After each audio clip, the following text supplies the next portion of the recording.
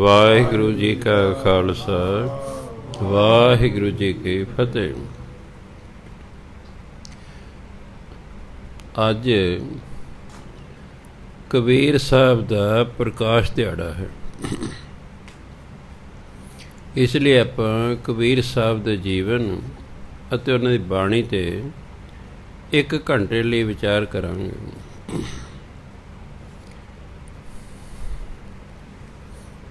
1398 ਈਸਵੀ ਬਨਾਰਸ ਸ਼ਹਿਰ, ਜਿਹਨੂੰ ਪੁਰਾਤਨ ਜ਼ਮਾਨੇ 'ਚ ਕਾਸ਼ੀ ਕਿਹਾ ਕਰਦੇ ਸੀ, ਕਾਸ਼ੀ ਜਾਂ ਕਾਸ਼ੀ, ਫਿਰ ਸਮਾਂ ਪਾ ਕੇ ਉਹਦਾ ਨਾਮ ਬਨਾਰਸ, ਕਬੀਰ ਸਾਹਿਬ ਵੇਲੇ ਉਸ ਦਾ ਨਾਮ ਸੀ ਬਨਾਰਸ। ਅੱਜ ਕੱਲ੍ਹ ਉਹਦਾ ਨਾਂ ਹੈ ਵਾਰਾਣਸੀ।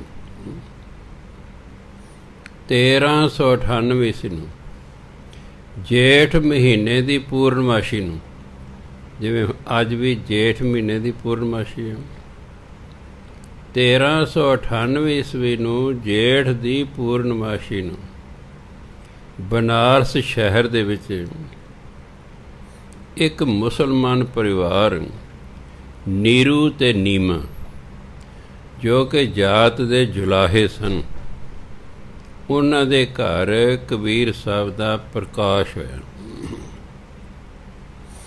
ਆਮ ਲੋਕਾਂ ਲਈ ਸਿੱਖ ਧਰਮ ਦੇ ਵਿੱਚ ਜਨਮ ਕਿਹਾ ਜਾਂਦਾ ਹੈ। ਇਹ ਜਿਹੜੀਆਂ ਮਹਾਨ ਰੂਹਾਂ ਹੁੰਦੀਆਂ ਨੇ, ਇਹਨਾਂ ਲਈ ਪ੍ਰਕਾਸ਼ ਸ਼ਬਦ ਵਰਤਿਆ ਜਾਂਦਾ ਹੈ, ਕਿਉਂਕਿ ਇਹਨਾਂ ਨੇ ਸੰਸਾਰ 'ਚ ਆ ਕੇ ਗਿਆਨ ਦਾ ਪ੍ਰਕਾਸ਼ ਕਰਨਾ ਹੁੰਦਾ ਹੈ। ਘਰੋਂ ਹੀ ਉਹਨਾਂ ਦੀ ਡਿਊਟੀਆਂ ਲੱਗੀਆਂ ਹੁੰਦੀਆਂ ਨੇ, ਉਹਨਾਂ ਨੂੰ ਗਿਆਨ ਦੇ ਕੇ ਭੇਜਿਆ ਜਾਂਦਾ ਹੈ। ਇਸ ਲਈ ਉਹਨਾਂ ਨੇ ਆ ਕੇ ਸੰਸਾਰ ਨੂੰ ਗਿਆਨ ਦੇਣਾ ਹੈ, ਪ੍ਰਕਾਸ਼ ਦੇਣਾ ਹੈ। ਇਸ ਲਈ ਕਹਿੰਦੇ ਪ੍ਰਕਾਸ਼ ਦਿਵਸ ਹੈ। ਸੋ 1398 ਈਸਵੀ ਨੂੰ ਜੇਠ ਦੀ ਪੂਰਨਮਾਸ਼ੀ ਨੂੰ ਬਨਾਰਸ ਸ਼ਹਿਰ ਦੇ ਵਿੱਚ ਨੀਰੂ ਅਤੇ ਨੀਮਾ, ਜੋ ਮੁਸਲਮਾਨ ਜੁਲਾਹੇ ਸਨ, ਉਹਨਾਂ ਦੇ ਘਰ ਆਪ ਜੀ ਦਾ ਪ੍ਰਕਾਸ਼ ਹੋਇਆ। ਕਿਉਂਕਿ ਉਸ ਵੇਲੇ ਮੁਸਲਮਾਨਾਂ ਦਾ ਰਾਜ ਸੀ, ਇਸ ਲਈ ਬਹੁਤ ਸਾਰੇ ਲੋਕ ਮੁਸਲਮਾਨ ਬਣ ਗਏ ਸਨ। ਜੇ ਤੁਸੀਂ ਇਤਿਹਾਸ ਪੜ੍ਹੋ ਤਾਂ ਸਭ ਤੋਂ ਪਹਿਲਾਂ ਗਰੀਬ ਜਿਹੜਾ ਤਬਕਾ ਹੈ, ਇਹ ਧਰਮ ਬਦਲਦਾ ਹੈ। ਅਮੀਰ ਤਬਕਾ ਜਾਂ ਉੱਚੀਆਂ ਜਾਤਾਂ ਵਾਲੇ ਛੇਤੀ ਧਰਮ ਨਹੀਂ ਬਦਲਦੇ। ਗਰੀਬ ਲੋਕ, ਨੀਵੀਆਂ ਜਾਤਾਂ ਦੇ ਲੋਕ ਦੇਖਿਆ ਗਿਆ ਛੇਤੀ ਧਰਮ ਬਦਲਦੇ ਨੇ। ਇਹ ਕਿਉਂ ਬਦਲਦੇ ਨੇ? ਜਿੱਧਰੋਂ ਵੀ ਇਹਨਾਂ ਨੂੰ ਮਹਿਸੂਸ ਹੁੰਦਾ ਹੈ ਕਿ ਇਸ ਪਾਸੇ ਸਾਡਾ ਆਦਰ ਮਾਣ ਹੋਵੇਗਾ, ਸਾਨੂੰ ਕੋਈ ਸਹੂਲਤ ਮਿਲੇਗੀ, ਉਸ ਪਾਸੇ ਨੂੰ ਇਹ ਲੋਕ ਹੋ ਜਾਂਦੇ ਨੇ। ਇਸ ਲਈ ਕਬੀਰ ਸਾਹਿਬ ਦੇ ਮਾਤਾ ਪਿਤਾ ਵੀ ਸਮਾਂ ਪਾ ਕੇ ਮੁਸਲਮਾਨ ਬਣ ਗਏ।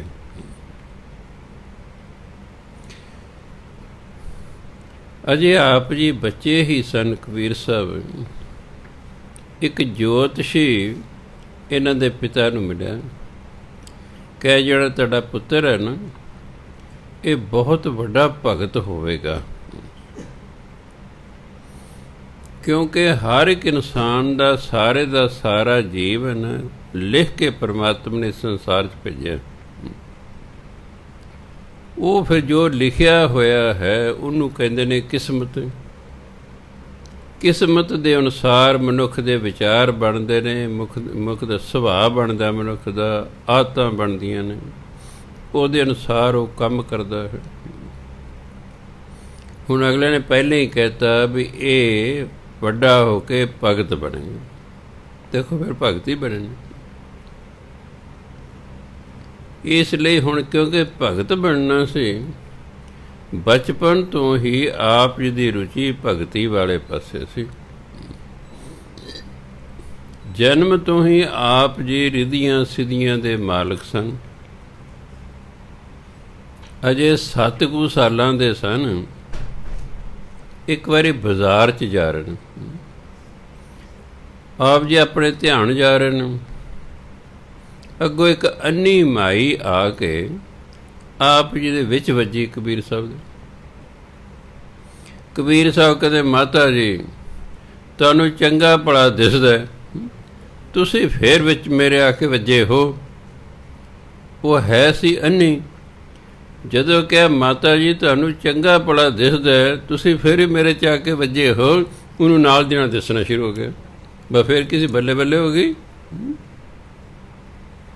ਕਬੀਰ ਸਾਹਿਬ ਦੀ ਉਸ ਇਲਾਕੇ 'ਚ ਬੱਲੇ ਬੱਲੇ ਕਿਉਂ? ਅੱਗੇ ਤੋਂ ਅੱਗੇ ਗੱਲ ਦਾ ਪਤਾ ਲੱਗੀ ਜਾਂਦਾ ਹੈ ਵੀ ਉਹਨਾਂ ਨੇ ਬਚਨ ਕੀਤਾ ਅਤੇ ਅੰਨਾ ਵੀ ਸੁਜਾਖਾ ਹੋ ਗਿਆ ਹੈ। ਮੁਸਲਮਾਨਾਂ ਦੇ ਵਿੱਚ ਜਦੋਂ ਬੱਚਾ 8 ਸਾਲ ਦਾ ਹੋ ਜਾਂਦਾ ਹੈ, ਉਹਦੀ ਫਿਰ ਸੁੰਨਤ ਕੀਤੀ ਜਾਂਦੀ ਹੈ, ਭਾਵ ਉਹਨੂੰ ਮੁਸਲਮਾਨ ਧਰਮ 'ਚ ਉਹਦਾ ਪ੍ਰਵੇਸ਼ ਕਰਾਇਆ ਜਾਂਦਾ ਹੈ। ਜਿਵੇਂ ਆਪਾਂ ਅੰਮ੍ਰਿਤ ਛਕ ਕੇ ਫਿਰ ਜਿਹੜਾ ਹੈ ਖਾਲਸਿਆਂ ਦੇ 'ਚ ਪ੍ਰਵੇਸ਼ ਕਰਦੇ ਹਾਂ। 8 ਸਾਲ ਦੀ ਉਮਰ ਹੋ ਗਈ ਹੈ, ਪਿਤਾ ਨੇ ਸਾਰੇ ਰਿਸ਼ਤੇਦਾਰਾਂ ਨੂੰ ਕਹਿਤਾ ਹੈ ਵੀ ਕੱਲ੍ਹ ਨੂੰ ਸਾਡੇ ਘਰ ਪਹੁੰਚਿਓ, ਮੇਰੇ ਪੁੱਤਰ ਦੀ ਸੁੰਨਤ ਹੋਣੀ ਹੈ। ਸੁੰਨਤ ਨੂੰ ਸ਼ਬਦ ਨੂੰ ਮੈਂ ਇੱਥੇ ਨਾ ਬਿਆਨ ਨਹੀਂ ਕਰ ਸਕਦਾ, ਅਤੇ ਜੇ ਕਿਸੇ ਨੇ ਪੁੱਛਣਾ, ਜਿਹੜੇ ਵੱਡੇ ਬੰਦੇ ਨੇ ਉਹਨਾਂ ਨੂੰ ਪੁੱਛ ਲਿਓ ਵੀ ਇਹ ਕੀ ਬਲਾ ਹੁੰਦੀ ਹੈ। ਸਾਰੇ ਸੱਦ ਲਏ ਗਏ, ਮੌਲਵੀ ਵੀ ਆ ਗਿਆ ਹੈ। ਮੌਲਵੀ ਨੇ ਕਬੀਰ ਸਾਹਿਬ ਨੂੰ ਸੱਦਿਆ ਵੀ ਕਾਕਾ ਤੇਰੀ 8 ਸਾਲ ਦੀ ਉਮਰ ਹੋ ਗਈ ਹੈ, ਤੇਰੀ ਸੀ ਸੁੰਨਤ ਕਰਨੀ। ਉਹ ਕਹਿੰਦਾ ਮੈਂ ਨਹੀਂ ਕਰਾਉਣੀ। ਨਹੀਂ ਕਾਕਾ, ਮੁਸਲਮਾਨ ਧਰਮ 'ਚ ਪ੍ਰਵੇਸ਼ ਕਰਨ ਲਈ ਸੁੰਨਤ ਕਰਾਉਣਾ ਜ਼ਰੂਰੀ ਹੈ। ਕਹਿੰਦੇ ਸੁੰਨਤ ਕਰਾ ਕੇ ਮੁਸਲਮਾਨ ਧਰਮ 'ਚ ਪ੍ਰਵੇਸ਼ ਹੋਈਦਾ? ਮੌਲਵੀ ਕਹਿੰਦਾ ਹਾਂ। ਕਹਿ ਫਿਰ ਤੁਸੀਂ ਔਰਤਾਂ ਦੀ ਸੁੰਨਤ ਕਿਉਂ ਨਹੀਂ ਕਰਦੇ? ਇਹਦਾ ਮਤਲਬ ਫਿਰ ਉਹ ਮੁਸਲਮਾਨ ਹੀ ਨਹੀਂ ਹੈਗੀਆਂ। ਕਹਿੰਦੇ ਜੇ ਸੁੰਨਤ ਕਰਾ ਕੇ ਹੀ ਮੁਸਲਮਾਨ ਕੋਈ ਬੰਦਾ ਬਣਦਾ ਹੈ ਤਾਂ ਫਿਰ ਤੁਸੀਂ ਔਰਤਾਂ ਦੀ ਸੁੰਨਤ ਕਿਉਂ ਨਹੀਂ ਕਰਦੇ? ਫਿਰ ਤਾਂ ਮੁਸਲਮਾਨ ਨਾ ਹੋਈਆਂ। ਭਰੀ ਸਭਾ ਦੇ ਵਿੱਚ ਬੱਚਾ ਮੌਲਵੀ ਸਾਹਿਬ ਨੂੰ ਕਹਿ ਰਿਹਾ ਹੈ, ਉਹਨਾਂ ਆਪਣੀ ਬੇਇੱਜ਼ਤੀ ਮਹਿਸੂਸ ਕੀਤੀ। ਉਹਨੂੰ ਗੁੱਸਾ ਚੜਿਆ, ਉਹ ਲੱਗਾ ਮਾਰਨ। ਜਦੋਂ ਕਬੀਰ ਸਾਹਿਬ ਦੇ ਥੱਪੜ ਮਾਰਨ ਅਤੇ ਉਹ ਕੀ ਦੇਖਦੇ, ਉਹਦਾ ਹੱਥ ਐਂ ਹੀ ਖਾਲੀ ਲੰਘ ਗਿਆ। ਕਬੀਰ ਸਾਹਿਬ ਉਸ ਤਰੀ ਖੜ੍ਹੇ ਨੇ, ਉਹਨੇ ਫਿਰ ਥੱਪੜ ਮਾਰਿਆ, ਉਹ ਖਾਲੀ ਹੱਥ ਲੰਘ ਗਿਆ। ਮੌਲਵੀ ਤਾਂ ਘਬਰਾ ਗਿਆ ਵੀ ਆਹ ਕੀ। ਉਹਨੇ ਆਪਣੀ ਟਿੰਡ ਫੋੜੀ ਚੱਕੀ, ਘਰ ਨੂੰ ਤੁਰ ਗਿਆ। ਇਸ ਲਈ ਕਬੀਰ ਸਾਹਿਬ ਨੇ ਸੁੰਨਤ ਨਹੀਂ ਕਰਾਈ।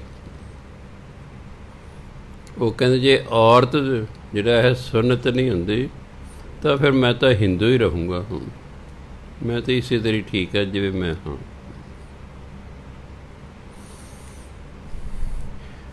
ਕੁਝ ਸਮੇਂ ਬਾਅਦ ਕਿਸੇ ਸਾਧੂ ਨੂੰ ਪਤਾ ਲੱਗਾ ਕਿ ਇਹ ਰਿੱਧੀਆਂ ਸਿੱਧੀਆਂ ਦਾ ਮਾਲਕ ਹੈ ਬੱਚਾ, ਪਰ ਅਜੇ ਨਿਗੁਰਾ ਹੈ। ਉਹਨੇ ਕਹਿੰਦੇ ਕਬੀਰ ਸਾਹਿਬ ਤੁਸੀਂ ਗੁਰੂ ਧਾਰਨ ਕਰ ਲਓ, ਕਿਉਂਕਿ ਨਿਗੁਰੇ ਨੂੰ ਪਰਮਾਤਮਾ ਨਹੀਂ ਮਿਲਦਾ। ਹੁਣ ਉਸ ਵੇਲੇ ਜਾਤ ਪਾਤ ਦਾ ਬਹੁਤ ਜ਼ੋਰ ਸੀ। ਜਿਹੜੇ ਸਨ ਇਹ ਧਰਮ ਦੇ ਠੇਕੇਦਾਰ ਸਾਰੇ ਬ੍ਰਾਹਮਣ ਸਨ। ਇਹਨਾਂ ਨੇ ਜਾਤਾਂ ਪਾਤਾਂ ਬਣਾਈਆਂ ਸਨ। ਇਹ ਤਾਂ ਨੀਵੀਂ ਜਾਤ ਵਾਲਿਆਂ ਨੂੰ ਆਪਣੇ ਮੰਦਰ 'ਚ ਹੀ ਨਹੀਂ ਸੀ ਵੜਨ ਦਿੰਦੇ। ਇਹਨਾਂ ਨੂੰ ਪੜ੍ਹਾਈ ਨਹੀਂ ਸੀ ਕਰਾਈ ਜਾਂਦੀ, ਕਿਉਂਕਿ ਉਸ ਵੇਲੇ ਪੜ੍ਹਾਈ ਜਾਂ ਤਾਂ ਮਦਰਸਿਆਂ 'ਚ ਹੁੰਦੀ ਸੀ, ਜਿਹੜੇ ਮੁਸਲਮਾਨਾਂ ਦੇ ਮਸੀਤਾਂ ਮਦਰਸਿਆਂ 'ਚ, ਜਾਂ ਮੰਦਰਾਂ 'ਚ ਹੁੰਦੀ ਸੀ। ਹੁਣ ਕਿਉਂਕਿ ਹਿੰਦੂ ਸਨ, ਕਬੀਰ ਸਾਹਿਬ ਭਾਵੇਂ ਮਾਂ ਪਿਓ ਮੁਸਲਮਾਨ ਸਨ, ਆਪ ਤਾਂ ਮੁਸਲਮਾਨ ਬਣੇ ਹੀ ਨਾ। ਇਸ ਲਈ ਗੁਰੂ ਧਾਰਨ ਕਰਨਾ ਸੀ, ਫਿਰ ਕਿਸੇ ਹਿੰਦੂ ਨੂੰ ਕਰਨਾ ਸੀ। ਜਿਵੇਂ ਆਪਾਂ ਸਿੱਖ ਹਾਂ, ਕਿਸੇ ਸਿੱਖ ਨੂੰ ਗੁਰੂ ਧਾਰਨ ਕਰਦੇ ਹਾਂ। ਉਸ ਵੇਲੇ ਰਾਮਾਨੰਦ ਸੀ ਸਨ। ਬਨਾਰਸ ਦੇ ਵਿੱਚ ਬ੍ਰਹਮ ਗਿਆਨੀ ਰਾਮਾਨੰਦ ਜੀ ਹੀ ਸਨ, ਕਿਉਂਕਿ ਗੁਰੂ ਵੀ ਤੇ ਪੂਰਨ ਨੂੰ ਧਾਰਨ ਕੀਤਾ ਜਾ ਸਕਦਾ। ਜਿਹੜਾ ਵਿਚਾਰਾ ਆਪ ਹੀ ਅਧੂਰਾ ਹੈ, ਉਹ ਆਪਣੇ ਚੇਲੇ ਨੂੰ ਪੂਰਾ ਕਿੱਥੋਂ ਕਰੇਗਾ। ਤੇ ਗੁਰਬਾਣੀ ਕਹਿੰਦੀ ਕਾਚੇ ਗੁਰ ਤੇ ਮੁਕਤ ਨਾ ਹੋਈ। ਜਿਹੜਾ ਆਪ ਹੀ ਕੱਚਾ, ਉਸ ਮੁਕਤੀ ਨਹੀਂ ਹੋਣੀ। ਹੁਣ ਕਬੀਰ ਸਾਹਿਬ ਨੂੰ ਪਤਾ ਸੀ ਵੀ ਇਹਨਾਂ ਨੇ ਮੈਨੂੰ ਗੁਰਮੰਤਰ ਨਹੀਂ ਦੇਣਾ, ਤੇ ਗੁਰਮੰਤਰ ਲੈਣਾ ਜ਼ਰੂਰੀ ਹੈ। ਉਹਨਾਂ ਦੇਖਿਆ ਵੀ ਰਾਮਾਨੰਦ ਜੀ ਰੋਜ਼ ਗੰਗਾ ਇਸ਼ਨਾਨ ਕਰਨ ਜਾਂਦੇ ਨੇ ਅੰਮ੍ਰਿਤ ਵੇਲੇ, ਮੂੰਹ ਹਨੇਰੇ। ਆਪ ਹੀ ਦੇਖਿਆ ਵੀ ਰੋਜ਼ ਇਹ ਇੱਥੋਂ ਲੰਘ ਕੇ ਹੇਠਾਂ ਜਾਂਦੇ ਨੇ ਇਸ਼ਨਾਨ ਕਰਨ। ਜਿੱਥੋਂ ਲੰਘ ਕੇ ਜਾਂਦੇ ਜਾਂ ਆਉਂਦੇ ਸਨ, ਆਪ ਜੀ ਉੱਥੇ ਪੌੜੀਆਂ 'ਚ ਲੇਟ ਗਏ। ਮੂੰਹ ਹਨੇਰਾ ਹੋਣ ਕਰਕੇ ਜਦੋਂ ਰਾਮਾਨੰਦ ਜੀ ਇਸ਼ਨਾਨ ਕਰਕੇ ਬਾਹਰ ਆ ਰਹੇ ਸਨ, ਤਾਂ ਉਹਨਾਂ ਦਾ ਪੈਰ ਕਬੀਰ ਸਾਹਿਬ ਦੇ ਸਰੀਰ ਨੂੰ ਲੱਗਾ। ਉਹਨਾਂ ਦੇਖਿਆ ਕੋਈ ਬੰਦਾ ਸੁੱਤਾ ਹੋਇਆ ਹੈ। ਉਹਨਾਂ ਨੇ ਸਹਿਜ ਸੁਭਾਅ ਕਿਹਾ, ਅਰੇ ਰਾਮ ਕੇ ਉੱਠ, ਰਾਮ ਕਹੋ। ਤੇ ਕਬੀਰ ਸਾਹਿਬ ਨੂੰ ਗੁਰਮੰਤਰ ਮਿਲ ਗਿਆ, ਰਾਮ। ਇਸ ਤਰ੍ਹਾਂ ਤਾਂ ਉਹਨਾਂ ਨੇ ਗੁਰਮੰਤਰ ਲਿਆ ਵਿਚਾਰੇ ਨੂੰ। ਚਲੋ ਗੁਰਮੰਤਰ ਮਿਲ ਗਿਆ ਹੈ, ਮਨ ਨੂੰ ਬੜੀ ਤਸੱਲੀ ਹੋਈ ਹੈ ਕਿ ਮੈਂ ਹੁਣ ਨਿਗੋਰਾ ਨਹੀਂ ਰਿਹਾ, ਹੁਣ ਮੈਨੂੰ ਪਰਮਾਤਮਾ ਪ੍ਰਾਪਤ ਹੋ ਸਕਦਾ ਹੈ। ਤਾਂ ਹੀ ਮੈਂ ਆਪ ਜੀ ਨੂੰ ਕਈ ਵਾਰੀ ਕਥਾ 'ਚ ਕਿਹਾ ਕਿ ਜੇ ਤਾਂ ਤੁਸੀਂ ਪਰਮਾਤਮਾ ਨੂੰ ਮਿਲਣਾ ਨਹੀਂ ਚਾਹੁੰਦੇ, ਫਿਰ ਕੋਈ ਗੱਲ ਨਹੀਂ, ਭਾਵੇਂ ਅੰਮ੍ਰਿਤ ਧਾਰੀ ਨਾ ਵੀ ਬਣੋ, ਆਪਣਾ ਸਿੱਖੀ ਸਰੂਪ 'ਚ ਰਹੀ ਜਾਓ, ਭਜਨ ਬੰਦਗੀ ਕਰੀ ਜਾਓ, ਬਾਣੀ ਪੜ੍ਹੀ ਜਾਓ। ਪਰ ਜਦੋਂ ਤੁਹਾਡਾ ਮਨ ਬਣ ਜਾਏ ਕਿ ਮੈਂ ਪਰਮਾਤਮਾ ਦੀ ਪ੍ਰਾਪਤੀ ਕਰਨੀ ਹੈ, ਫਿਰ ਤੁਹਾਨੂੰ ਅੰਮ੍ਰਿਤ ਛਕਣਾ ਪਏਗਾ, ਫਿਰ ਗੁਰੂ ਵਾਲੇ ਹੋਣਾ ਪਏਗਾ।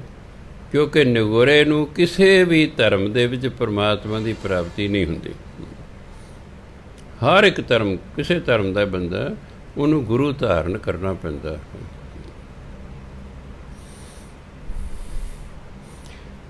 ਆਪ ਜੀ ਕਿਉਂਕਿ ਪਿਤਾ ਪੁਰਖੀ ਕੰਮ ਕਰਦੇ ਸਨ, ਜੁਲਾਹੇ ਦਾ ਕੱਪੜਾ ਬੁਣ ਕੇ ਬਾਜ਼ਾਰ 'ਚ ਵੇਚਿਆ ਕਰਦੇ ਸਨ। ਇੱਕ ਵਾਰੀ ਸਰਦੀਆਂ ਦਾ ਮੌਸਮ ਹੈ, ਆਪ ਜੀ ਕੱਪੜਾ ਲੈ ਕੇ ਬਾਜ਼ਾਰ 'ਚ ਵੇਚਣ ਜਾ ਰਹੇ ਨੇ। ਅੱਗੇ ਪਰਮਾਤਮਾ ਇੱਕ ਗਰੀਬ ਸਾਧੂ ਦਾ ਰੂਪ ਧਾਰ ਕੇ ਖੜਾ ਰਾਹ 'ਚ। ਕਬੀਰ ਸਾਹਿਬ ਕੋਲੇ ਕੱਪੜਾ ਵੇਖ ਕੇ ਉਹ ਸਾਧੂ ਕਹਿੰਦੇ, ਬਈ ਕਬੀਰ ਸਾਹਿਬ, ਸਰਦੀਆਂ ਦਾ ਮੌਸਮ ਹੈ, ਮੇਰੇ ਤਨ 'ਤੇ ਕੱਪੜੇ ਨਹੀਂ ਹੈਗੇ, ਕਿਰਪਾ ਕਰਕੇ ਮੈਨੂੰ ਕੱਪੜਾ ਹੀ ਦੇ ਦਿਓ। ਕਬੀਰ ਸਾਹਿਬ ਕਹਿੰਦੇ ਵੀ ਕਿੰਨਾ ਕੁ ਚਾਹੀਦਾ? ਚਲੋ ਵੀ ਚਲੋ ਮੈਂ ਉਹਨਾਂ ਦੇ ਦੇਣਾ। ਕਹਿੰਦਾ ਜੀ ਜਿੰਨਾ ਤੁਹਾਡੇ ਕੋਲ ਸਾਰੇ ਹੀ ਦੇ ਦਿਓ। ਜਿਹੜੇ ਭਗਤ ਹੁੰਦੇ ਨੇ, ਸੰਤ ਮਹਾਤਮਾ ਵਾਕਈ ਹੁੰਦੇ ਨੇ, ਉਹ ਹੁੰਦਾ ਦਿਆਲੂ। ਹੁਣ ਸਵਾਲ ਪੈਂਦਾ, ਉਹ ਦਿਆਲੂ ਕਿਉਂ ਹੁੰਦੇ ਨੇ? ਕਿਉਂਕਿ ਨਾਮ ਜਪਦੇ ਨੇ। ਨਾਮ ਜਪਦਿਆਂ ਜਪਦਿਆਂ ਜੋ ਪਰਮਾਤਮਾ ਦੇ ਗੁਣ ਨੇ ਉਹ ਉਹਨਾਂ ਵਿੱਚ ਪ੍ਰਵੇਸ਼ ਕਰ ਜਾਂਦੇ ਨੇ। ਅਤੇ ਪਰਮਾਤਮਾ ਕਿਰਪਾਲੂ ਹੈ, ਦਿਆਲੂ ਹੈ।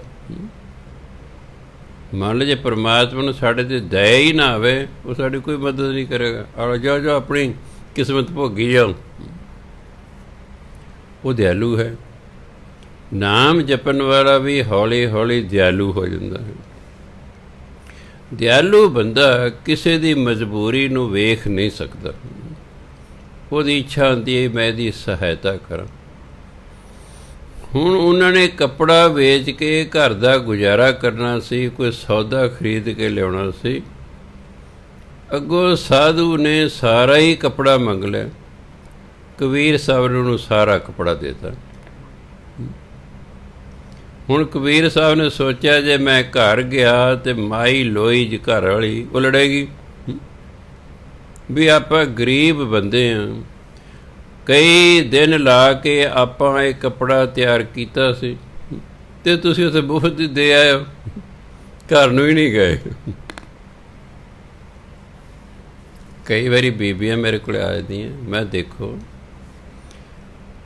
ਪਤੀ ਨਾਰਾਜ਼ ਹੋ ਰਿਹਾ ਹੈ, ਆਪਾਂ ਇਹ ਸਮਾਂ ਟਾਲਣਾ, ਚੁੱਪ ਕਰੋ।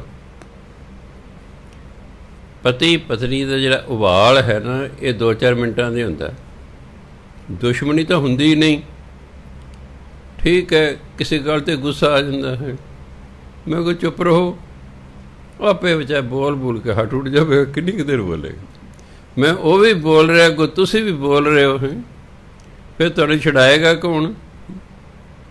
ਦੇਖੋ, ਜੇ ਇੱਕ ਵਾਰ ਬੱਸ 'ਚ ਬੈਠਾ ਤੇ ਗੀਤ ਗਾ ਰਿਹਾ, ਕਹਿੰਦਾ ਆਪਾਂ ਦੋ ਹੀ ਜੀਅ ਹਾਂ, ਅਤੇ ਜੇ ਆਪਾਂ ਦੋਨੋਂ ਰੁੱਸ ਗਏ ਆਪਾਂ ਨੂੰ ਮਨਾਏਗਾ ਕੌਣ? ਮੈਂ ਯਾਰ ਗੱਲ ਤਾਂ ਬੜੀ ਵਧੀਆ।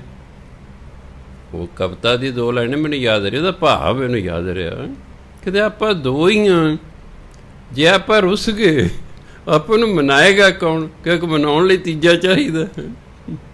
ਇਸ ਲਈ ਉਹਨਾਂ ਕਿਹਾ ਵੀ ਚਲੋ ਆਪੇ ਥੋੜ੍ਹੀ ਦੇਰ ਨੂੰ ਗੁੱਸਾ ਢਾਲਾ ਹੋ ਜਾਏਗਾ, ਫਿਰ ਘਰ ਚਲੇ ਜਾਵਾਂਗੇ। ਆਪ ਜੀ ਆਪਣਾ ਭਜਨ ਬੰਦਗੀ ਕਰਨ ਲੱਗ ਪਏ।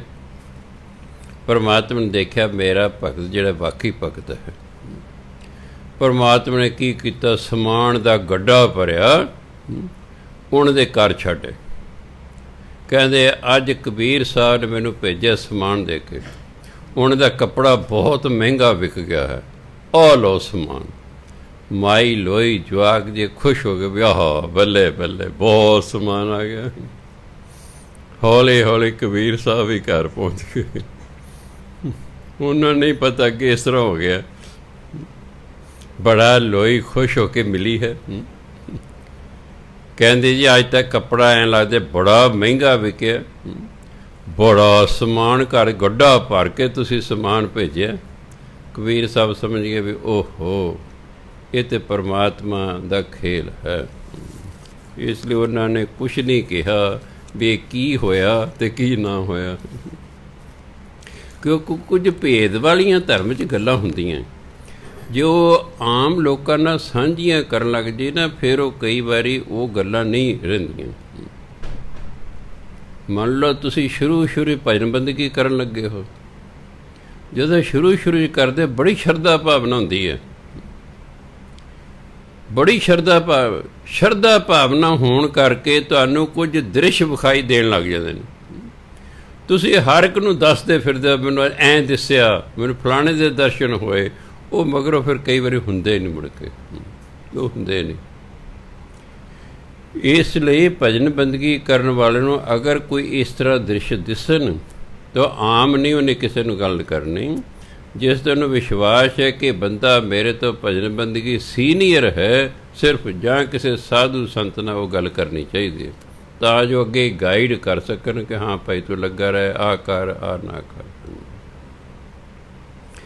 ਸੋ ਇਸ ਪ੍ਰਕਾਰ ਪਰਮਾਤਮਾ ਨੇ ਆਪਣੇ ਭਗਤ ਦੀ ਲਾਜ ਰੱਖੀ, ਕਿਉਂਕਿ ਪਰਮਾਤਮਾ ਦਾ ਕੰਮ ਹੀ ਹੈ ਜੋ ਜਨ ਤੁਮਰੀ ਭਗਤ ਕਰੰਤੇ ਤਿਨ ਕੇ ਕਾਜ ਸਵਰਤ। ਹੌਲੀ ਹੌਲੀ ਕੀ ਹੋਇਆ, ਇਲਾਕੇ 'ਚ ਕਬੀਰ ਹੋ ਰਹੀ ਹੈ। ਪੰਡਤਾਂ ਹੁਣ ਪੰਡਤ ਸਨ, ਉਹਨਾਂ ਨੂੰ ਈਰਖਾ ਹੋ ਗਈ ਬਈ ਸਾਡੀ ਮਾਨਤਾ ਨਹੀਂ ਹੁੰਦੀ, ਕਬੀਰ ਹੋ ਰਹੀ ਹੈ। ਉਹਨਾਂ ਕੀ ਛੜਯੰਤਰ ਰਚਿਆ, ਉਹਨਾਂ ਨੇ ਢੰਡੋਰਾ ਪਟਵਾਤਾ ਬਈ ਅੱਜ ਸ਼ਾਮੀ ਨਾ ਦੁਪਹਿਰ ਤੋਂ ਬਾਅਦ ਕਬੀਰ ਸਾਹਿਬ ਦੇ ਘਰ ਪ੍ਰੀਤੀ ਭੋਜਨ ਹੈ, ਜਿਹਨੂੰ ਆਪਾਂ ਲੰਗਰ ਕਹਿੰਦੇ, ਵੀ ਸਾਰੇ ਪੰਡਤਾਂ ਨੂੰ ਕਬੀਰ ਸਾਹਿਬ ਨੇ ਬੁਲਾਇਆ ਵੀ ਪ੍ਰੀਤੀ ਭੋਜਨ 'ਤੇ ਪਹੁੰਚੋ। ਉਹ ਚਲੋ ਜੀ, ਬਹੁਤ ਸਾਰੇ ਪੰਡਤ ਇਕੱਠੇ ਹੋ ਕੇ ਆ ਗਏ। ਮਾਈ ਲੋਈ ਕਹਿੰਦੀ ਵੀ ਆਹ ਕੀ? ਉਹ ਕਹਿੰਦੇ ਕੋਈ ਗੱਲ ਨਹੀਂ ਮਾਈ ਲੋਈ, ਕਹਿੰਦੇ ਆਪਣੇ ਘਰ ਤਾਂ ਕੁਛ ਹੈ ਹੀ ਨਹੀਂ, ਇਹ ਤਾਂ 70-80 ਆ ਗਏ ਨੇ, ਆਪਾਂ ਇਹਨਾਂ ਨੂੰ ਕੀ ਖਵਾਵਾਂਗੇ? ਕਹਿੰਦੇ ਕੋਈ ਨਹੀਂ ਬਹਿ ਲੈਣ। ਆਓ ਜੀ ਪੰਡਿਤ ਜੀ, ਆਓ ਜੀ ਪੰਡਿਤ, ਬੈਠੋ ਜੀ, ਪੰਗਤ ਬਣਾਓ ਜੀ। ਭਗਤਾਂ ਲੱਗ ਗਈਆਂ। ਮਾਈ ਲੋਈ ਕੰਨ 'ਚ ਆ ਕੇ ਕਹਿੰਦੀ ਵੀ ਘਰ ਤਾਂ ਕੁਛ ਹੈ ਨਹੀਂ, ਤੁਸੀਂ ਇਹਨਾਂ ਦੀ ਪੰਗਤਾਂ ਲਵਾ ਲਈਆਂ ਨੇ, ਇਹਨਾਂ ਦੇ ਅੱਗੇ ਕੀ ਧਰਾਂਗੇ।